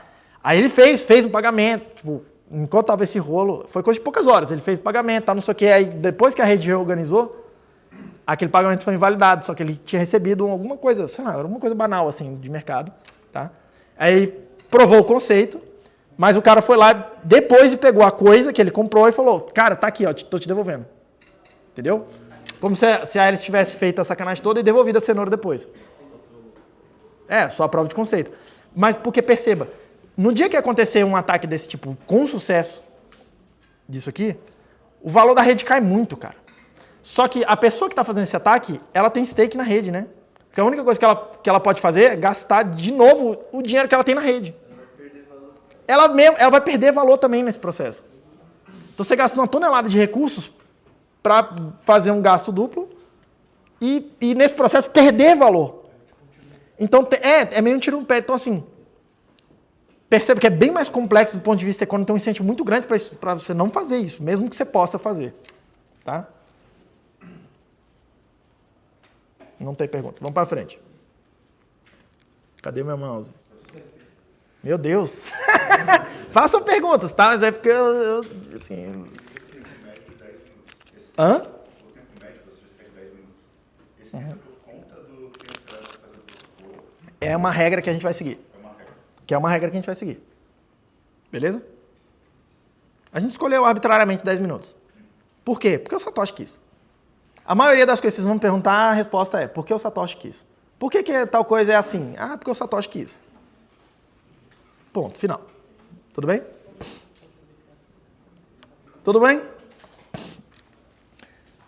Segue o baile. Então vamos lá. Ó. Cada bloco vai incluir as transações na ordem, são esses itens aqui. Vai incluir um cabeçalho. O que tem nesse cabeçalho? Isso aqui são 80 bytes, tá? Eu estou mostrando aqui um JSON já decifrado para a gente ver melhor. O que de fato está escrito no cabeçalho do bloco são esses campos que estão coloridos. Tá? Os campos que estão em cinza, o cliente calcula para mim e me mostra junto, quando eu peço para ver a coisa. Tá? E aí eu resolvi deixar aqui. Mas pensa que o que está escrito mesmo é o que está colorido. Então o que tem lá? Tem o número de versão do bloco, que me dá uma certa semântica sobre as transações que estão lá naquele bloco. Tem um timestamp aqui. Aqui entra a data e hora. Data e hora do quê, professor? Data e hora daquele bloco. De quando aquele bloco, entre aspas, começou a ser minerado. Entre aspas, porque na hora que eu começo a minerar, eu posso escolher. Eu estou minerando, em princípio eu posso botar qualquer hora aí. Isso também é um problema. Porque pensa só, o bloco anterior pensa que ele está com a hora de, sei lá, agora. Que dia é hoje? 25 de outubro de 2024, 13 horas e 12 minutos. Tá? E 0 segundos. Mas a gente tá, o último bloco que a gente viu está com essa hora. Nada me impede de ir lá na hora de minerar o bloco, colocar a data e hora de 25 de outubro de 2024 ao meio-dia, que é no passado. Nada me impede de fazer isso. Tá? Por que eu faria isso, professor? Você eventualmente vai fazer isso sem querer. Por quê? Cada um de nós tem um relógio diferente, né? Cada um de nós tem um relógio diferente. Cada um de nós tem uma noção local do tempo cronológico, do tempo físico. Tá? Pode ser que o meu relógio esteja mais adiantado, mais atrasado em relação aos outros. Ah, professor, mas aí era só fazer um NTP, um servidor para coisa... mas aí centraliza a questão da data e hora. A gente não quer centralizar, cada um tem que se virar. Entendeu? Então, cada um tem uma visão diferente da hora, da data e hora. Tá? E aí, uma das regras que vai estar aqui nesse timestamp é... eu vou entrar em mais detalhe depois, mas eu vou aceitar uma faixa entre a data dos últimos blocos, tá? Eu vou aceitar um tanto que eu posso ir para o passado e um tanto que eu posso ir para o futuro, com relação às datas que estão guardadas nos últimos blocos que eu vi. Um range, assim, de 2 horas passado, 2 horas futuro, um negócio assim. Tá? Em relação ao tempo da mediana dos últimos blocos. Acho que é dos últimos 10 blocos. Eu preciso olhar, dos 16 blocos, não, preciso olhar o detalhe depois. Tá? A gente vai aceitar um range e a gente bota ali. Mas aí é onde entra o timestamp. É só aí. Próxima coisa que tem tem um dado aqui que a gente vai chamar de Merkle Root. Eu vou explicar na sequência. Então, guarda isso aqui. Mas tem uma informação aqui. Essa informação está ligada com as transações. Já vou mostrar para vocês nos slides da sequência. Depois tem o hash do bloco anterior. Na verdade, tem o hash do cabeçalho do bloco anterior. A gente vai pegar o cabeçalho do bloco anterior, vai calcular o hash de alguma forma. E este hash é o número de identificação do bloco anterior. É aqui que eu estou dizendo qual é o bloco que eu aceito como bloco do passado imediato, né? É aqui que é o chain da blockchain. Isso aqui, na verdade, é uma estrutura de dados que vocês estudam no primeiro semestre, provavelmente, que é um ponteiro para um outro cabeçalho. Tá? Como é que é o nome disso? Lista ligada. A blockchain nada mais é do que uma lista ligada de blocos, né? Os itens, os nossos blocos, os cabeçalhos e as transações. Hã? E esse hash é um ponteiro, serve como um ponto, funciona como um ponteiro. Todo mundo bem? E é aqui que eu quando estou minerando, digo assim, esse aqui é a cadeia de blocos que eu estou vendo como verdade, que eu estou entendendo como válida. E o topo dela é esse hash aqui. Só que perceba uma coisa. Tem uma lista ligada, certo? Tem uma lista em vários, tá? Ó, aqui para trás. Cadê meu mouse? Aqui para trás. Esse bloco aqui tem um cabeçalho que inclui o hash do bloco anterior. Esse aqui tem um cabeçalho que inclui o hash do bloco anterior. E assim até o primeiro bloco, que a gente vai chamar de bloco Gênesis. Tem um bloco inicial, que é hard-coded, inclusive, no código-fonte. Tá? Mas vamos lá. Se eu mudar um bit em qualquer coisa aqui para trás, algum hash, a partir de algum momento, vai mudar. E aí esse hash vai mudar, e aí esse hash vai mudar. Então perceba, se eu mudar um bit qualquer aqui para trás, o hash que eu estou colocando aqui, que eu estou me comprometendo com ele, vai mudar. É assim que a gente vai garantir a integridade dos dados que estão no passado da blockchain. Porque se eu mudar qualquer bit aí nos blocos do passado, o último bloco que eu estou vendo, ele vai fazer referência a um hash que mudou. E aí eu consigo perceber que mudou alguma coisa aí para trás e tem uma coisa errada. Tudo bem? É assim que vai... Esse é um dos mecanismos de integridade do histórico da rede. A blockchain também é um livro que vai guardar todo o histórico de transações da rede. De transações confirmadas, né? As transações que nunca entrarem aqui, não tem histórico delas. Enquanto elas não entrarem aqui. Todo mundo bem? Seguindo. Eu tenho aqui um nonce, que é um número que só serve para a gente resolver a tal da prova de trabalho. Ele não tem nenhum significado. Já vou explicar melhor. E tem um campo que chama bits. Esse campo bits, ele codifica a dificuldade da prova de trabalho. O quão difícil tem que ser essa prova de trabalho. Tá? E aí esse bits aqui, ele tem ele lá no primeiro bloco, no bloco de Gênesis, tem um valor específico. Bits. E a partir dele a gente tem uma regra para atualizar qual é a dificuldade para o próximo bloco. Tá? E a regra, a gente vai ver com mais detalhe também, a regra é mais ou menos a seguinte. A cada 2016 blocos, a gente vai calcular a mediana de tempo que aconteceu ali, daqueles 2016 blocos. Se for menor do que 10 minutos, o tempo que demorou para cada um daqueles blocos ali, 2016, naquele conjunto, se for menor, quer dizer que está andando muito rápido. A rede está mais rápida do que deveria. Então, o que a gente vai fazer? A gente vai aumentar a dificuldade. Aí tem uma formulinha. Tá? Tem uma formulinha hard-coded lá na regra.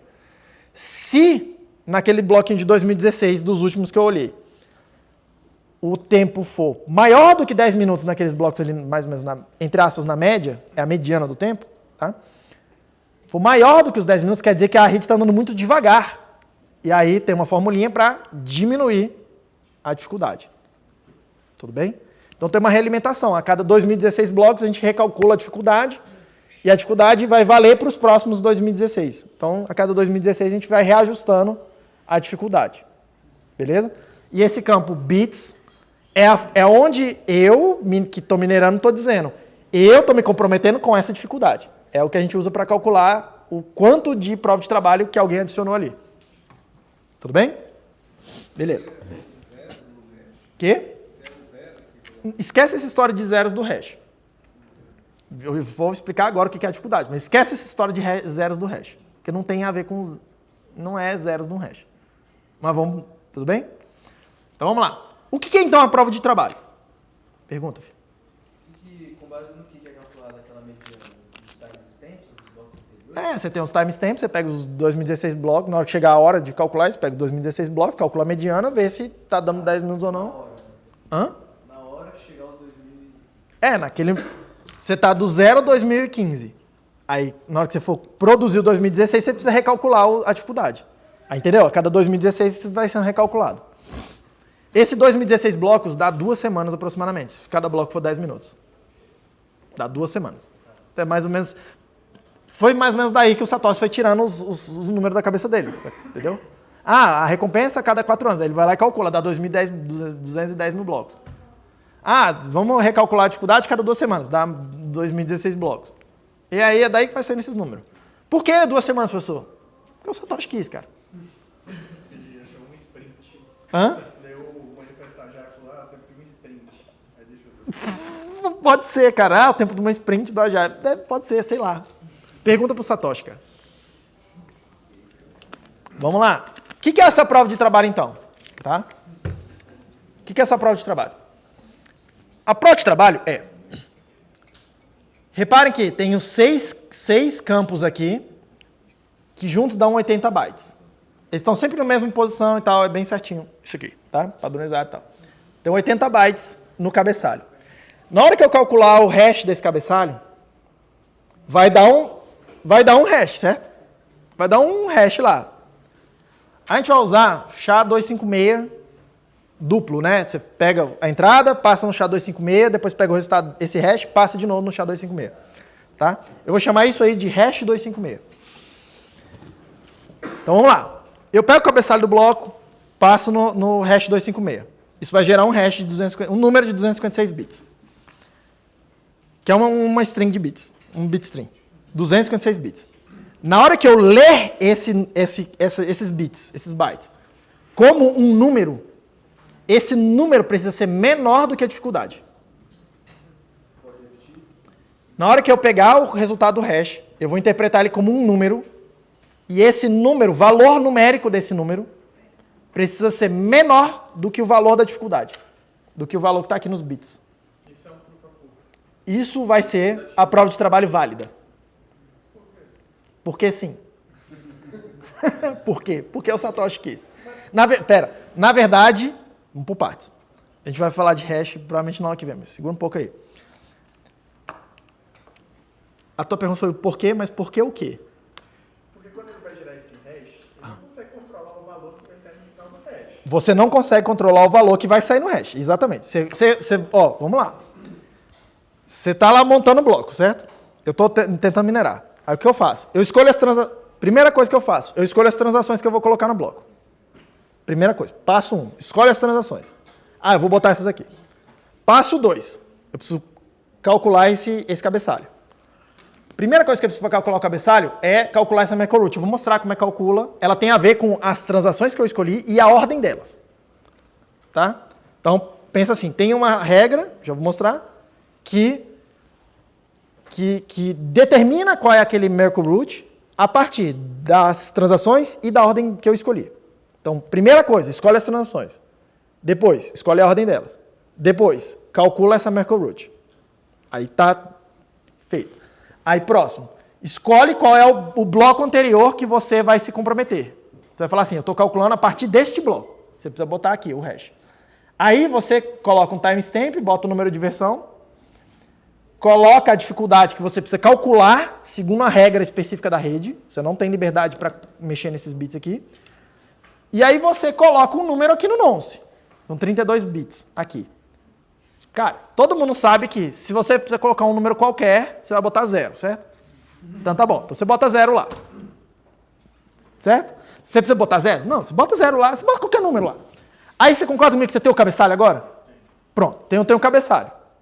Aí o que você faz agora? Eu tô minerando, tá? Isso tudo é um processo de minerar. Tô minerando. Aí o que eu faço? Pego esses 80 bytes do cabeçalho, hash 256 deles. Aí vai sair um hash lá do outro lado. Como você disse, eu não sei qual o número que vai sair do outro lado? Vai sair um número, grandão lá. Vai sair um número, certo? Aí o que você faz? Você pega esse hash e vê. Esse número é menor do que a dificuldade?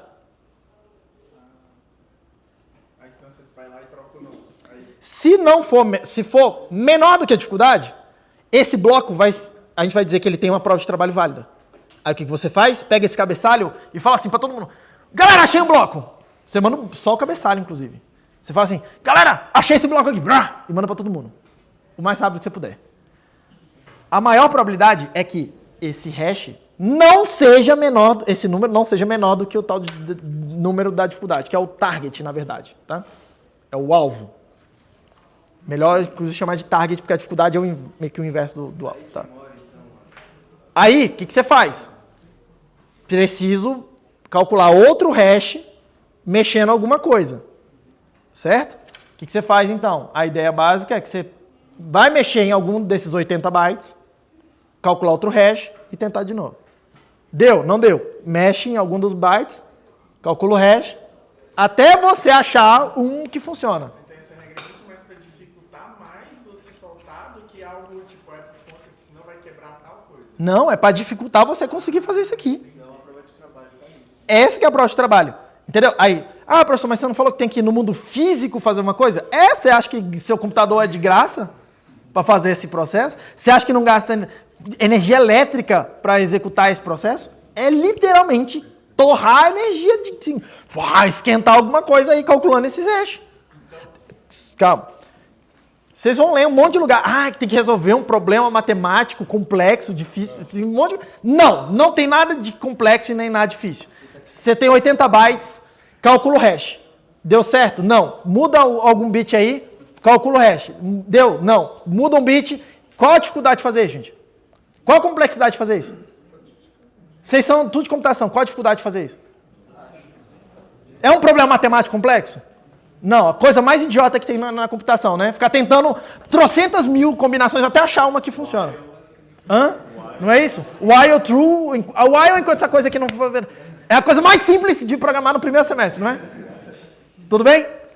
Onde que está a tal entre a dificuldade? A dificuldade é a única forma que a gente conhece de encontrar um hash, um número específico na saída de um hash, com uma certa propriedade, é tentando. Eu não consigo pré-calcular a coisa.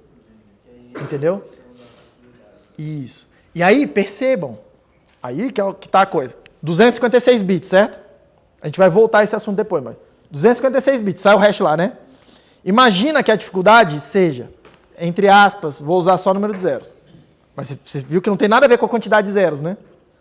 Eu tenho um hash e eu tenho um número. Esse hash tem que ser menor do que esse número. Óbvio que a gente vai escolher um número relativamente pequeno aqui no target, no alvo, e aí vai ter um monte de zeros à esquerda no hash. Entendeu? Mas não é contar os zeros à esquerda. Vai ter um monte de zeros, mas não é esses zeros que definem essa prova de trabalho. Tá? Então, o que eu ia falar? Calma. O que você faz então? Fica tentativa e erro. Qual é a sua margem, o seu espaço de liberdade para manipular os bits? O que você pode mexer? O número de versão? O número de versão, você tem alguma liberdade. Tá? Tem alguns bits que você pode mexer e outros bits que você não pode mexer. Porque tem alguns bits aqui do byte ali, tem alguns bits que têm um significado específico. Aqui você não pode mexer. Mas tem outros que você consegue mexer e não tem problema. Então você tem alguns bits ali que você pode mexer. Não, são poucos. O timestamp você pode mexer? Sim. Mas você tem um certo range para o passado e para o futuro que você pode usar. Mas você pode mexer nesse timestamp. E a gente mexe no timestamp sim. A Miracle Root você pode mexer? Sim. Só que como que você mexe nesse Miracle Root? Eu não mostrei ainda como é que calcula ela. Mas eu disse que ela tem a ver com quais transações você incluiu e a ordem delas. Então, para mexer nela, você precisa ou mexer nas transações, tirar uma, botar uma ou trocar a ordem. Entendeu? Esse aqui você tem liberdade para mexer, mas é mais complexo de mexer. O previous block hash, você pode mexer? Esse aqui você não pode mexer de jeito nenhum. Isso aqui você não tem liberdade. Você fala assim, cara, o topo da blockchain que eu estou minerando é esse. Então é esse aqui, não tem o que mexer. O bits você pode mexer? Não, tem uma regra específica para calcular ele. De acordo com os dos 2016 anteriores, isso aqui, tem um número que vai sair. Você não tem liberdade nenhuma disso aqui. Tá? Isso é dado pela rede, não é? Hã? Isso era dado pela rede. É a regra da rede. Regra de consenso. E o nonce? Tem 32 bits ali que só servem para isso, para você ficar mexendo. Tá? Mas 32 bits é pouco. Tudo bem? Professor, tem mais alguma coisa que eu posso mexer? É isso aí que você tem aí, é isso aí que vai entrar no hash. Tem muito espaço para mexer nas transações. Mas você vai mexendo aqui no Merkle Root sem controlar a Merkle Root. A gente vai ver que tem a ver com um monte de hash também. Alguém me perguntar aqui alguma coisa aqui. Como é que o outro bloco sabe só pelo cabeçalho, a ordem das... só pelo hash, a ordem das... Já vou te mostrar, tem a ver com o Merkle Root. Como é que ele sabe a ordem das transações? Já vou te mostrar. Mas aí se tiver aquelas duas meio que empacadas lá no topo do bloco, você pode mexer também por previous block. Você escolhe qual é o bloco que você vai minerar em cima. É aqui que você conecta um bloco no outro, escolhendo aquele previous block hash ali. Mas se tiver empacado, aí você pode trocar isso também, né? Mas aí você está escolhendo uma outra blockchain, percebe? Para minerar. É tanta coisa pra mexer aí. Ali você não vai mexer, cara. Pergunta do colega ali foi, como é que você sabe, só vendo o cabeçalho, quais as transações que estão lá dentro? Você não sabe quais as transações, mas você se compromete com elas. Vou explicar exatamente o que significa. Olha só. A Merkle Root. Root tem a ver com árvore, tá? É raiz de alguma coisa. Árvores binárias e árvores é coisas que mais tem aqui também, tá? Em Bitcoin e tal. Provavelmente é a estrutura de dados mais importante da computação. Não só em Bitcoin, tá? Tipo, provavelmente a coisa mais importante que tem para você saber de computação é árvore, assim, em termos de estrutura de dados. Então, se você não entendeu a árvore direito, e as variantes, né? Tem várias variantes diferentes. Cara, pega um livro de estudo de dados de novo e vai reler essa parada, tá? Porque você vai fazer falta na tua vida. Mas vamos lá. O que a gente vai fazer? Como é que é calculada aquela Merkle Root? Tá? Aquele campo lá. Vocês viram que ele é um hash, né? Tipo assim, ó lá, ó.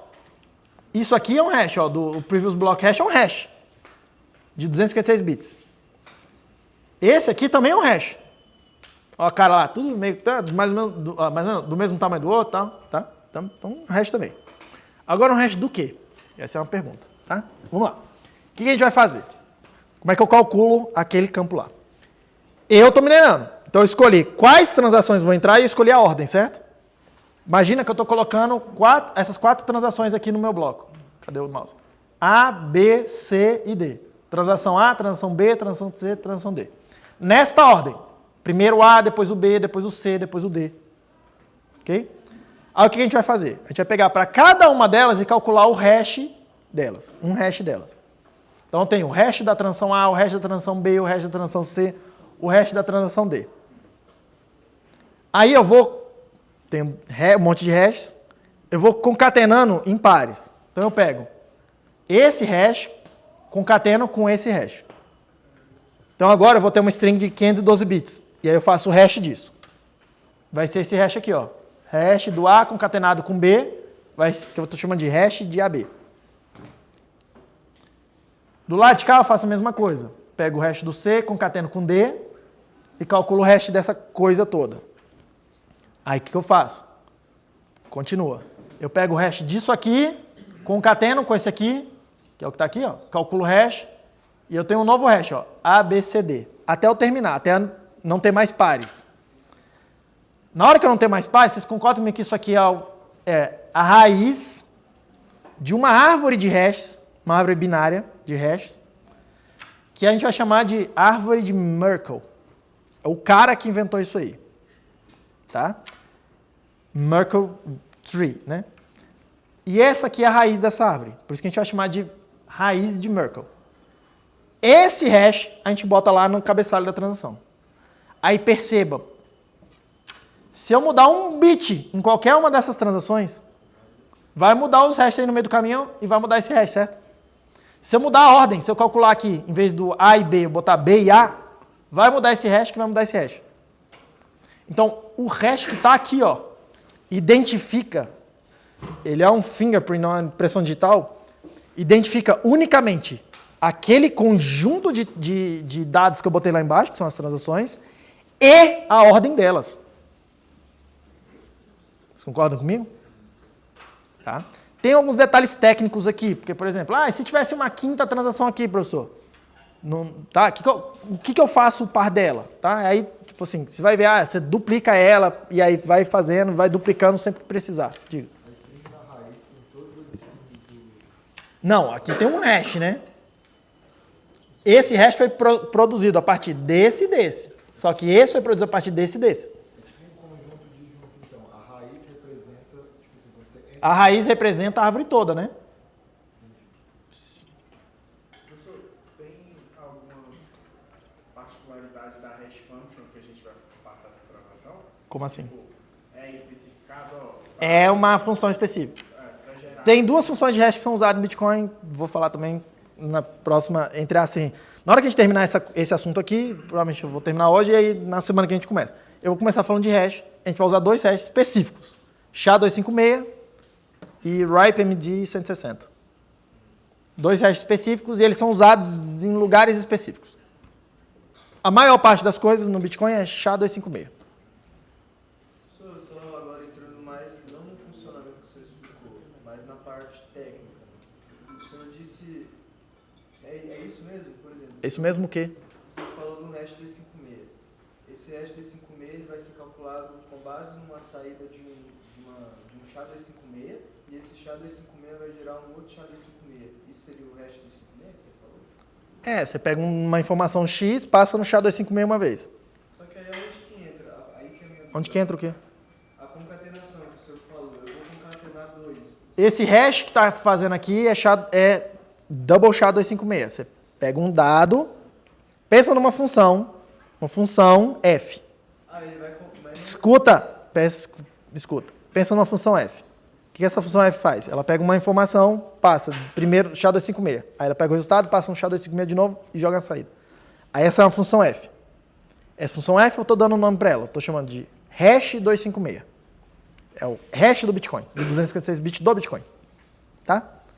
Hash 256. Praticamente em todos os lugares onde você vê escrito hash, é um hash de alguma coisa, é essa função. Com raras exceções.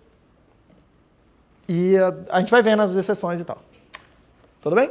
Só que aí essa concatenação ainda vai me gerar uma outra saída. Não, calma, filho. Aí você está me sacaneando. Ó, você tem uma função de hash, qualquer que seja, tem um dado entrando, um dado saindo. Entrou um dado, saiu o dado. Aqui, aqui, ó, entrou a transação A, saiu H de A. Aqui, entrou transação B, saiu H de B. Ponto. Aí você tem duas informações. Você concatenou para produzir uma nova. Aí você faz o hash disso. Agora o resultado está aqui. E assim você vai seguindo. Você já entendeu. Não sei o que você está... Você tá carente, filho. Você já entendeu. Tem mais mão levantada aí, eu acho? Aqui. Pode perguntar, pergunte, mas assim, você está carente, tá? Quando vocês estiverem perguntando só por carência, eu vou falar para vocês. Entendeu? Você está carente. Diga, vai. Então, o domínio do SHA-256 aceita 512 bits também. É isso? O SHA-256, a gente não vai entrar em tanto detalhe assim também técnico de como é que é o SHA-256. Por isso que eu recomendo fazer um curso de cripto mesmo, tá? Eu não vou mostrar aqui o algoritmo e tal, coisa toda. O SHA-256 ele é um algoritmo que vai entrando que ele vai processando blocos de 500... Agora eu posso estar enganado agora no que eu vou falar. De quanto? Não. Acho que é bloco de 512 bits. Mas eu preciso olhar o detalhe. Não, a saída dele lá... Não, calma. Ele guarda o estado de 256. Ele é uma função que guarda um estado de 256 bits, isso sim. Um estado interno de 256 bits. Mas a informação vai entrando em blocos. E aí eu não me lembro o tamanho desse bloco que vai entrando agora. Então, como é que funciona? Você bota um primeiro bloco lá. Aí ele processa e gera 256 bits. Aí você bota o segundo bloco, ele processa e gera um novo estado de 256 bits. Vai fazendo isso.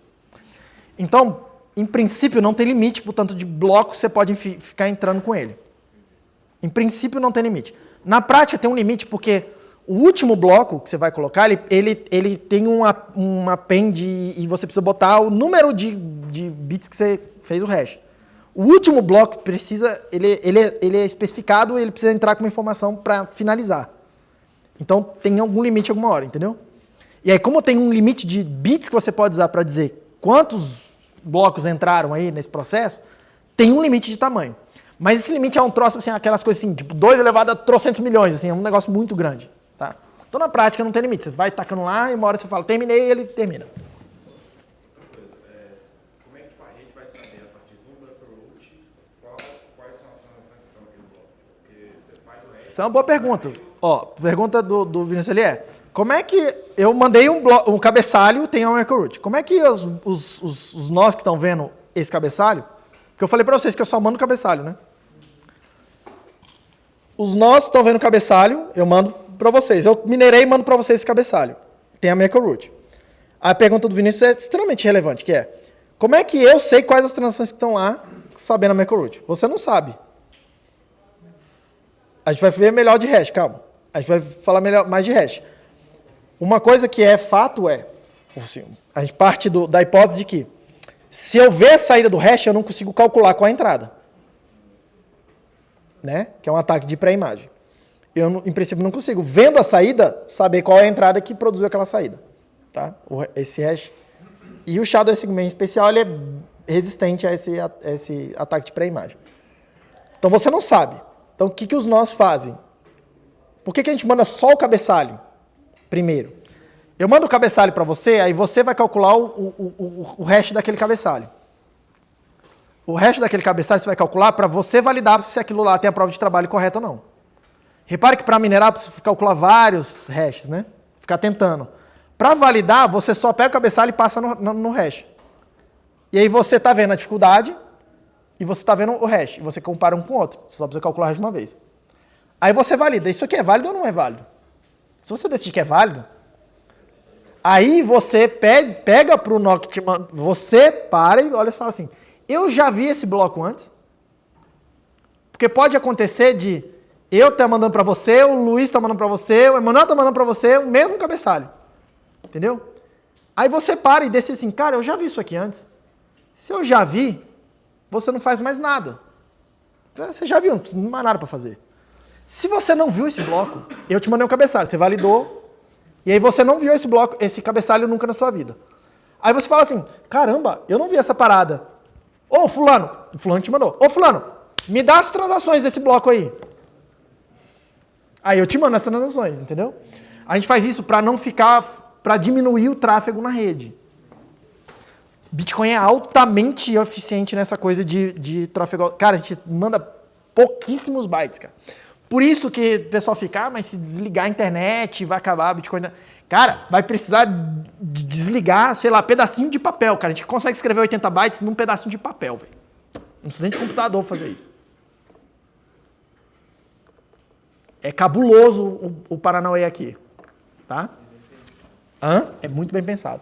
Nesse aspecto é bem pensado. Tem muita gente que não vai concordar com você, mas vamos lá. Aí, quando a pessoa pega o hash, ela vê que não viu e pede as transações, aí ela também confere se ele também não fez nenhuma transação fora de ordem. Toda vez que você recebe as transações, aí você vai validar a porra toda, porque quando você receber as transações, você vai validar cada uma delas separadamente, cada uma delas, tá? Considerando a ordem com que elas estão naquele bloco e tal, tem essa informação.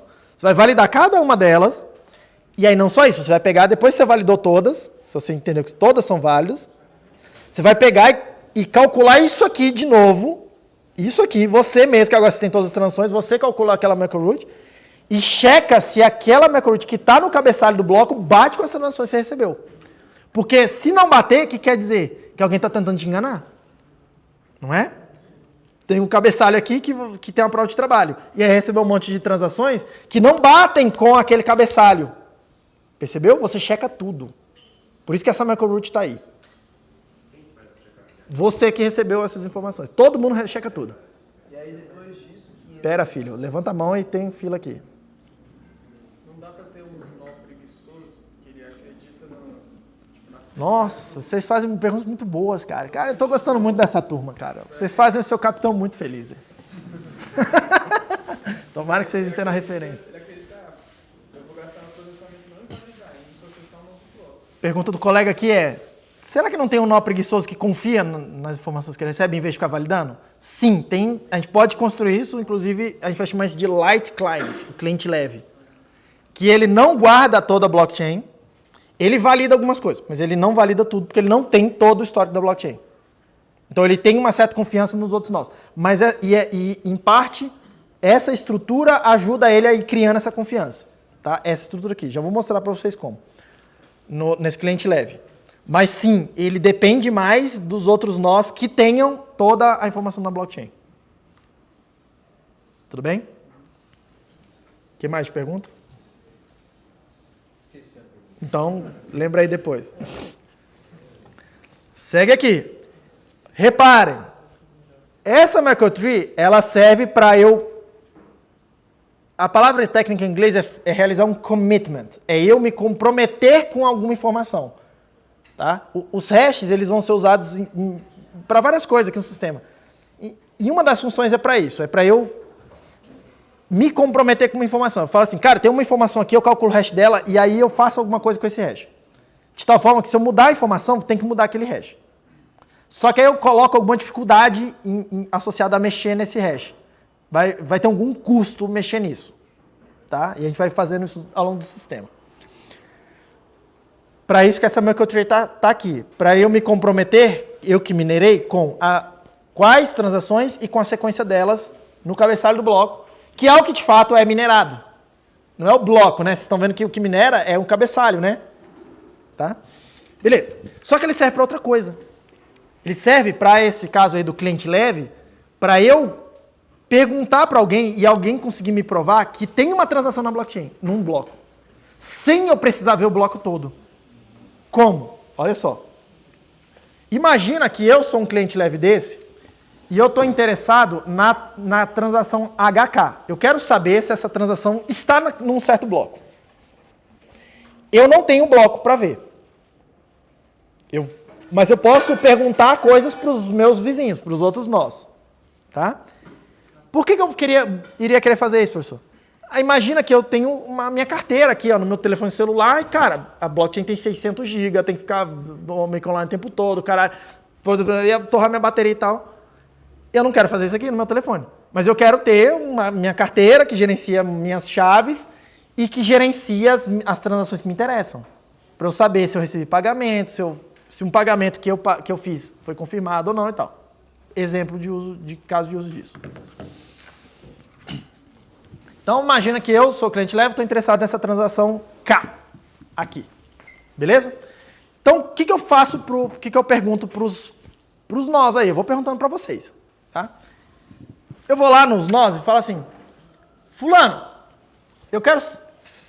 É um pouco mais complexo que isso, mas pensa assim para começar.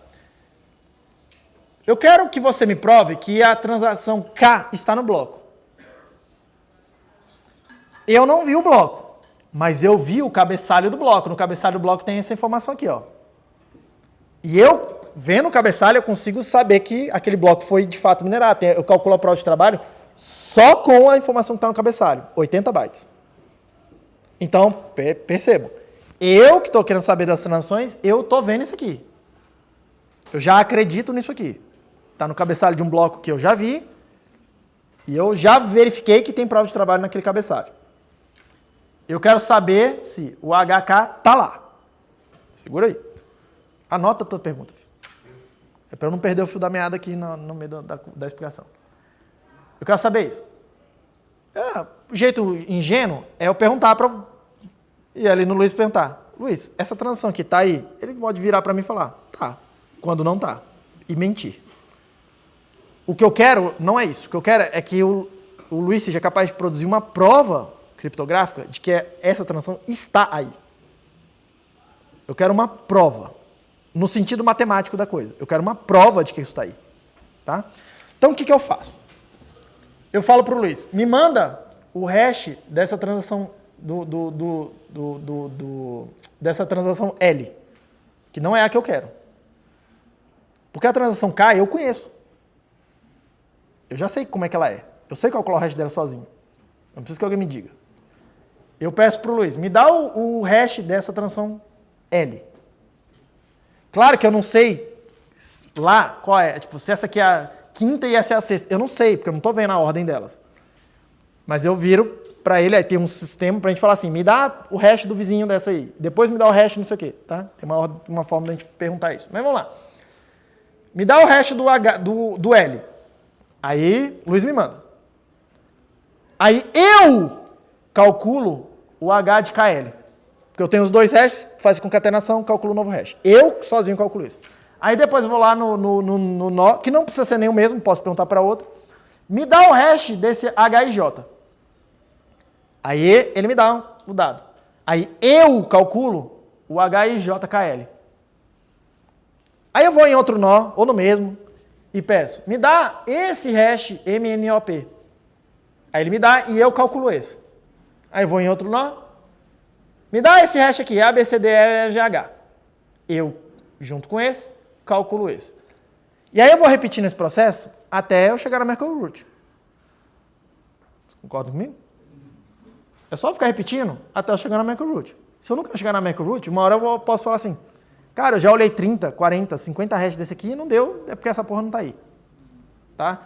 E aí, por que eu não preciso olhar muitos hashes? Propriedade dessa coisa de árvore, é logarítmica a quantidade de coisas que eu preciso colocar, né? Por quê? Eu preciso olhar tantos hashes, quanto receber, verificar, quanto for a profundidade da árvore. Só que para eu botar um nível, dobra a quantidade de transações que tem que ter lá, né? E tem um limite de 1 mega para essas transações. Então tem em princípio eu não sei quantas transações tem, mas eu sei que tem um limite. Eu consigo chutar, inclusive, um número razoavelmente bom, assim, de quanto que é o limite dessa árvore aqui, de profundidade. Entendeu? Então eu sei mais ou menos quantos hashes eu preciso para calcular essa parada, mais ou menos, assim. Tá? E se eu tiver em dúvida de quantos, é só eu pedir um pouco mais, só ir pedindo um pouco mais e uma hora eu vou falar, cara, tipo, eu vou me convencer de que essa parada não está lá. Mas eu posso também me convencer de que alguma hora eu vou calcular um hash qualquer e eu vou, toda hora que eu calculo um hash novo, eu comparo com o Merkle Root. Eu falo, é igual? Se for igual, quer dizer que aquele hash está lá. Aquela transação está lá. Percebam, isso é uma prova criptográfica. Eu não estou fazendo a prova formal, mas isso vai me dar uma prova de que a transação K, de fato, está lá. E de que ela participou da prova de trabalho quando foi minerado. Por quê? Porque se não tivesse lá, essa Merkle Root seria diferente. Pergunta, filho. Eu ia perguntar sobre esse contexto. Você já está partindo do contexto que o bloco foi validado. Se o bloco foi validado, o minerador também já recebeu a recompensa? Não, partes, mais ou menos. Ele recebeu a recompensa, não vai poder usar. Mas ele só pode usar essa recompensa depois de 100 blocos. 100 blocos. 100 blocos, eu nem sei quanto tempo dá, umas 2 horas? Não, dá um pouco mais, né? Acho que dá uns 2 dias. Hã? Como é que ele pode te mandar um vizinho se o bloco não estiver lá? Se a sua transação não estiver lá? Ele pode estar tentando te enganar. E se ele não quiser te enganar, o que acontece? Ele já te fala que não está lá? Não, porque você não... A ideia, você pode perguntar. Ah, o K tá aí? Só que tem um problema de privacidade você ficar perguntando essa informação específica. Entendeu? Por quê? Porque aí aquele nó que você está perguntando, ele vai lá naquela transação e fala assim, aí ele pode ver, tem uma chave aqui, então essa chave é desse nó e tal. Eu consigo ir detectando coisas sobre você. Mas se você pede o vizinho dele e ele não tira lá, ele não tem um vizinho. Isso, não tem um vizinho. O que você recebe? Eu preciso olhar em detalhe, nunca parei para me perguntar exatamente isso. Isso é uma boa pergunta. Quando vocês me fazem essas perguntas, eu me faço essas perguntas, o que eu faço? Eu vou lá, subo um node, né? Subo um node lá no framework de teste, e aí eu pergunto isso aí para ele e vejo o que acontece. E aí eu vou dar uma olhada no código-fonte, é assim que a gente vai aprendendo. Tá? Não sei te dizer exatamente o que acontece.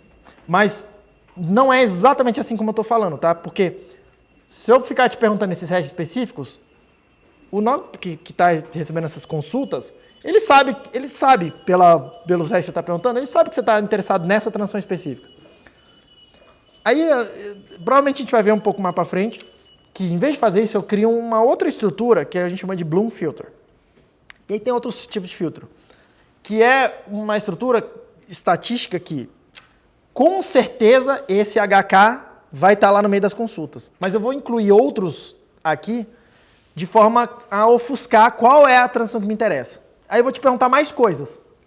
Entendeu? Você tem mais dificuldade de saber o que eu estou querendo realmente saber. Eu estou te perguntando um monte de coisa que não me interessa. Mas eu vou te perguntando para quê? Para mascarar o que me interessa de fato. Aí a gente vai fazer, entendeu? É um pouco mais sofisticado do que isso que eu estou falando. Mas esse é o princípio básico de usar Merkle Roach para isso aqui. Todo mundo bem? Todo mundo ok, pessoal? Parabéns, você já sabe tudo que tem para saber de Bitcoin. É isso que é o Bitcoin, tá? O que a gente vai fazer agora ao longo do semestre? Agora a gente vai pegar cada uma dessas coisas que a gente falou e vamos entrar em mais detalhes.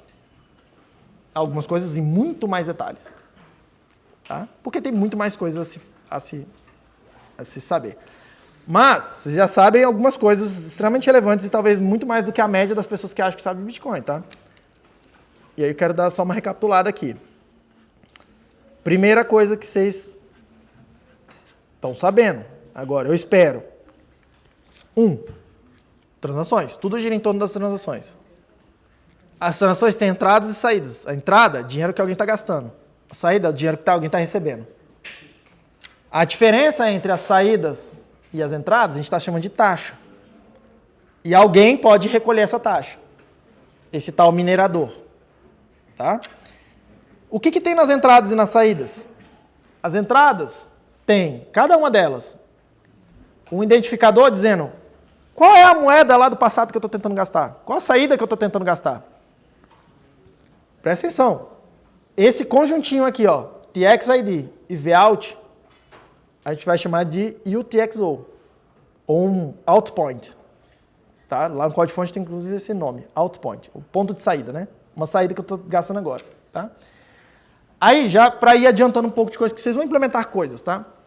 Quando a gente vai implementar uma das coisas que a gente vai fazer, que a gente quer fazer, é não ficar escaneando blockchain o tempo todo. O que a gente faz então? Eu recebi um bloco, eu vou escaneando a blockchain, eu recebi um bloco. Aí eu vou pegando para cada transação, eu vejo as saídas, e aí eu guardo a informação das saídas. Tá? Aí eu vi pensa aqui, ó, eu vi essa transação, aí eu vi duas saídas, o que eu faço? Eu vou lá, eu crio um banco de dados local, eu vou lá no banco de dados e adiciono duas entradas. O que tem nessas entradas? Tem o ID dessa transação aqui, e para essa daqui tem um valor 0 lá, para dizer que essa aqui é a saída 0, e tem uma outra que tem esse ID com valor 1, né, um par, para dizer que é isso aqui. Aí a gente vai guardando isso no banco de dados. A gente guarda mais coisas na prática, tá? Por quê? Para para assinar as transações, eu não mostrei como é que assina as transações, só disse que tem assinaturas. Mas para assinar alguma coisa aqui em cima, eu preciso saber esse script aqui. Então, quando eu vejo isso, é bem comum a gente já guardar esse script também junto. Tá? Por quê? Porque na hora de assinar alguma coisa, eu preciso disso. Tá? Enfim, a wallet vai se importar com isso, mas o Node que não precisa assinar as transações, só precisa validar, ele não precisa guardar esse script, por exemplo. Tá? E por aí vai. Então, vou criando esse banco de dados. Tá? O que tem nas entradas? Qual a moeda que eu estou tentando gastar? O outpoint. Tem um sequence, que por enquanto é só uma coisa mágica, uns bits que tem lá, mas eles vão ganhar significado ao longo do tempo. E tem um script. Programinha de computador. Um pedacinho de programa de computador. Nas saídas, cada uma delas tem um valor e um outro script. Tá? Esse script que está aqui, a gente chama é o que a gente vai chamando de contrato inteligente. Né? É o contrato de Bitcoin. Tá? É um contrato. O que é esse scriptzinho? É um contrato que, quando satisfeito, ele te permite gastar aquele dinheiro, transferir aquele fundo para outra saída. Né? Tá? Isso que é o contrato. Essa que é a noção de contrato. Tem umas cláusulas. Qualquer pessoa que cumprir aquelas cláusulas irá transferir o valor dessa saída que está com esse contrato para uma outra saída com um contrato que você que está gastando vai produzir um novo contrato. É aí que está a noção dos contratos. Tá? Isso são as transações. Aí a gente viu o script, que é a linguagem onde a gente descreve esses contratos, são programas de computador. Tá? A gente viu que junta, né? Junta o contrato que está na saída da transação que eu estou tentando gastar, eu junto com as condições que eu estou provando que eu fulfill do contrato, né? Que eu consigo... Como é que eu falo isso? Cumprir do contrato, cumprir do contrato. E aí isso aqui é validado. E a gente viu que fez um exemplo e tal, a gente vai ver mais isso no futuro, tá? Tem uma pilha, tem uma máquina que tem uma pilha e tal, e vai executando isso numa pilha. A gente ainda viu outra coisa. A gente vai, na próxima semana, a gente vai começar com criptografia, o princípio básico, tá? E a gente vai entrar em mais detalhe do porquê isso aqui. Mas a ideia básica é que eu tenho uma chave privada que eu guardo para mim. E ela é tudo o que eu preciso, em princípio, tá? Para criar as assinaturas e, então, cumprir aqueles contratos. A chave pública é, em princípio, algo que eu calculo a partir de uma chave privada. Vou mostrar isso como é que funciona isso aqui. E ela é o que a gente usa para escrever os contratos. A gente associa as duas coisas, né? Óbvio que eu posso fazer contratos do jeito que eu quiser, tá? Inclusive eu posso fazer contratos que qualquer um pode gastar, tá? Tem várias coisas interessantes que a gente pode fazer. E tem ainda a ideia de um endereço de Bitcoin. O endereço de Bitcoin, ele está ligado com eu pegar o hash de pegar uma chave pública, esconder atrás de um hash. O endereço tem mais informações do que só esse hash, tá? Porque eu preciso, de alguma forma, descrever que contrato que está lá também, no endereço. Tá? Então, o endereço também especifica para mim que tipo de contrato que tem ali. Tá? Mas vamos lá. Então, tem essa ideia dos endereços. E a ideia é que a gente consegue ir na direção ali das setinhas para a direita, mas que a gente não consegue ir na direção das setas da esquerda. O que quer dizer o seguinte, se eu souber o endereço, eu não consigo calcular a chave pública. Mas se eu tiver a chave pública, eu consigo calcular o endereço. Essa que é a ideia básica. Tá? Essa aqui é as duas hipóteses básicas de segurança aqui nesse sistema. Tá? Se alguém quebrar esses ataques de pré-imagem de colisão aqui do hash, vai bagunçar. Se alguém quebrar o log discreto aqui, vai dar ruim. Tá? Mas são duas hipóteses de segurança. Aí a gente ainda viu que a blockchain ela está aqui para resolver um problema muito específico, que é ordenar as transações. Porque a transação em si, ela não se importa com o tempo. Ela só se importa com o fluxo de valor.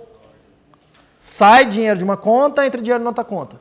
Sai dinheiro de um lugar e vai para outro lugar. Sai dinheiro de um lugar e vai para outro lugar. A transação só se importa com isso. Ela só resolve esse problema.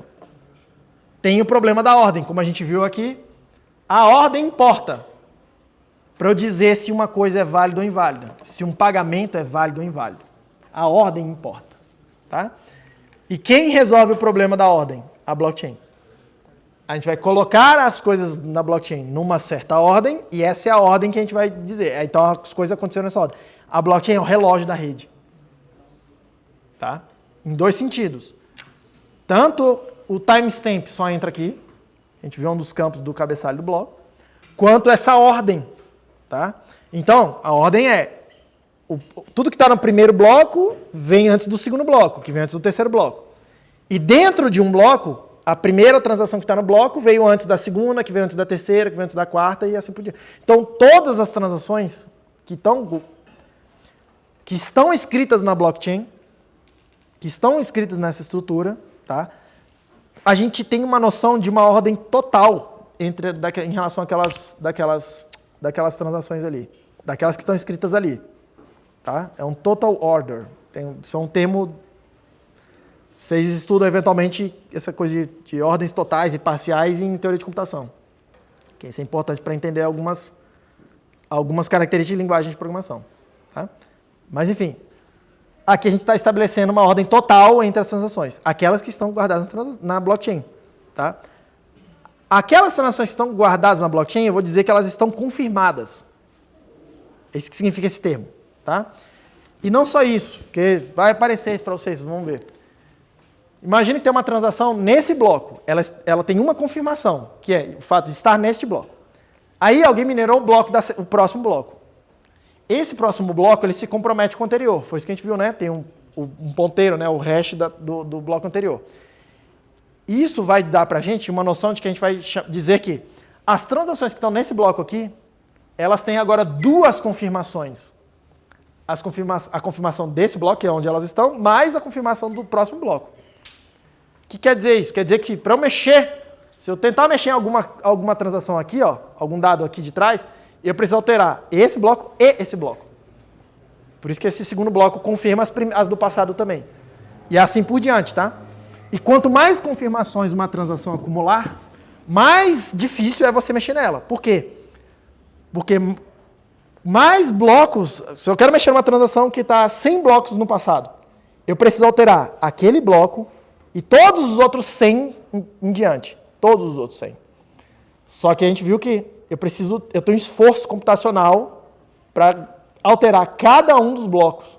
E eu não consigo pré-calcular isso. Eu preciso mexer no primeiro bloco e calcular para minerar, né? Calcular para o trabalho. Aí resolvi. Aí vou para o próximo, aí vou para o próximo, aí vou para o próximo. Então é bem difícil fazer isso. Tá? Para eu fazer isso, para eu conseguir ter um ataque desse de sucesso, eu que estou fazendo esse ataque, preciso conseguir produzir blocos mais rápido que o resto da rede. Por isso a história dos 51%, não sei o quê, mas quanto mais no passado, mais difícil fica, mesmo com o tal dos 51%. Tá? Até que uma hora fica meio tão improvável que alguém consiga fazer isso que na prática é imutável. Tá? Por fim, a gente viu que minerar é ordenar as transações. Escolher uma ordem, mais ou menos arbitrária. Você escolhe uma ordem e se compromete com ela. Tá? E a gente viu os campos que tem no cabeçalho. Todo mundo bem? Esses são mais ou menos os pontos principais do sistema inteiro. Todo mundo bem, gente? O que a gente vai ver a partir da semana que vem agora, vamos abrir detalhes. Como é que é esse hash, como é que calcula, não sei o que, as propriedades. Vamos ver como é que é as assinaturas do cripto, não sei o que, curva elíptica. Vamos ver os scripts diferentes, que contratos a gente pode fazer, que contratos a gente não pode fazer. Vamos ver o upgrade, não sei o que e tal. Como é que como é que as transações andam na rede e tal. Vamos agora começar a ver os detalhes. Beleza? Bom final de semana para vocês e a gente se vê.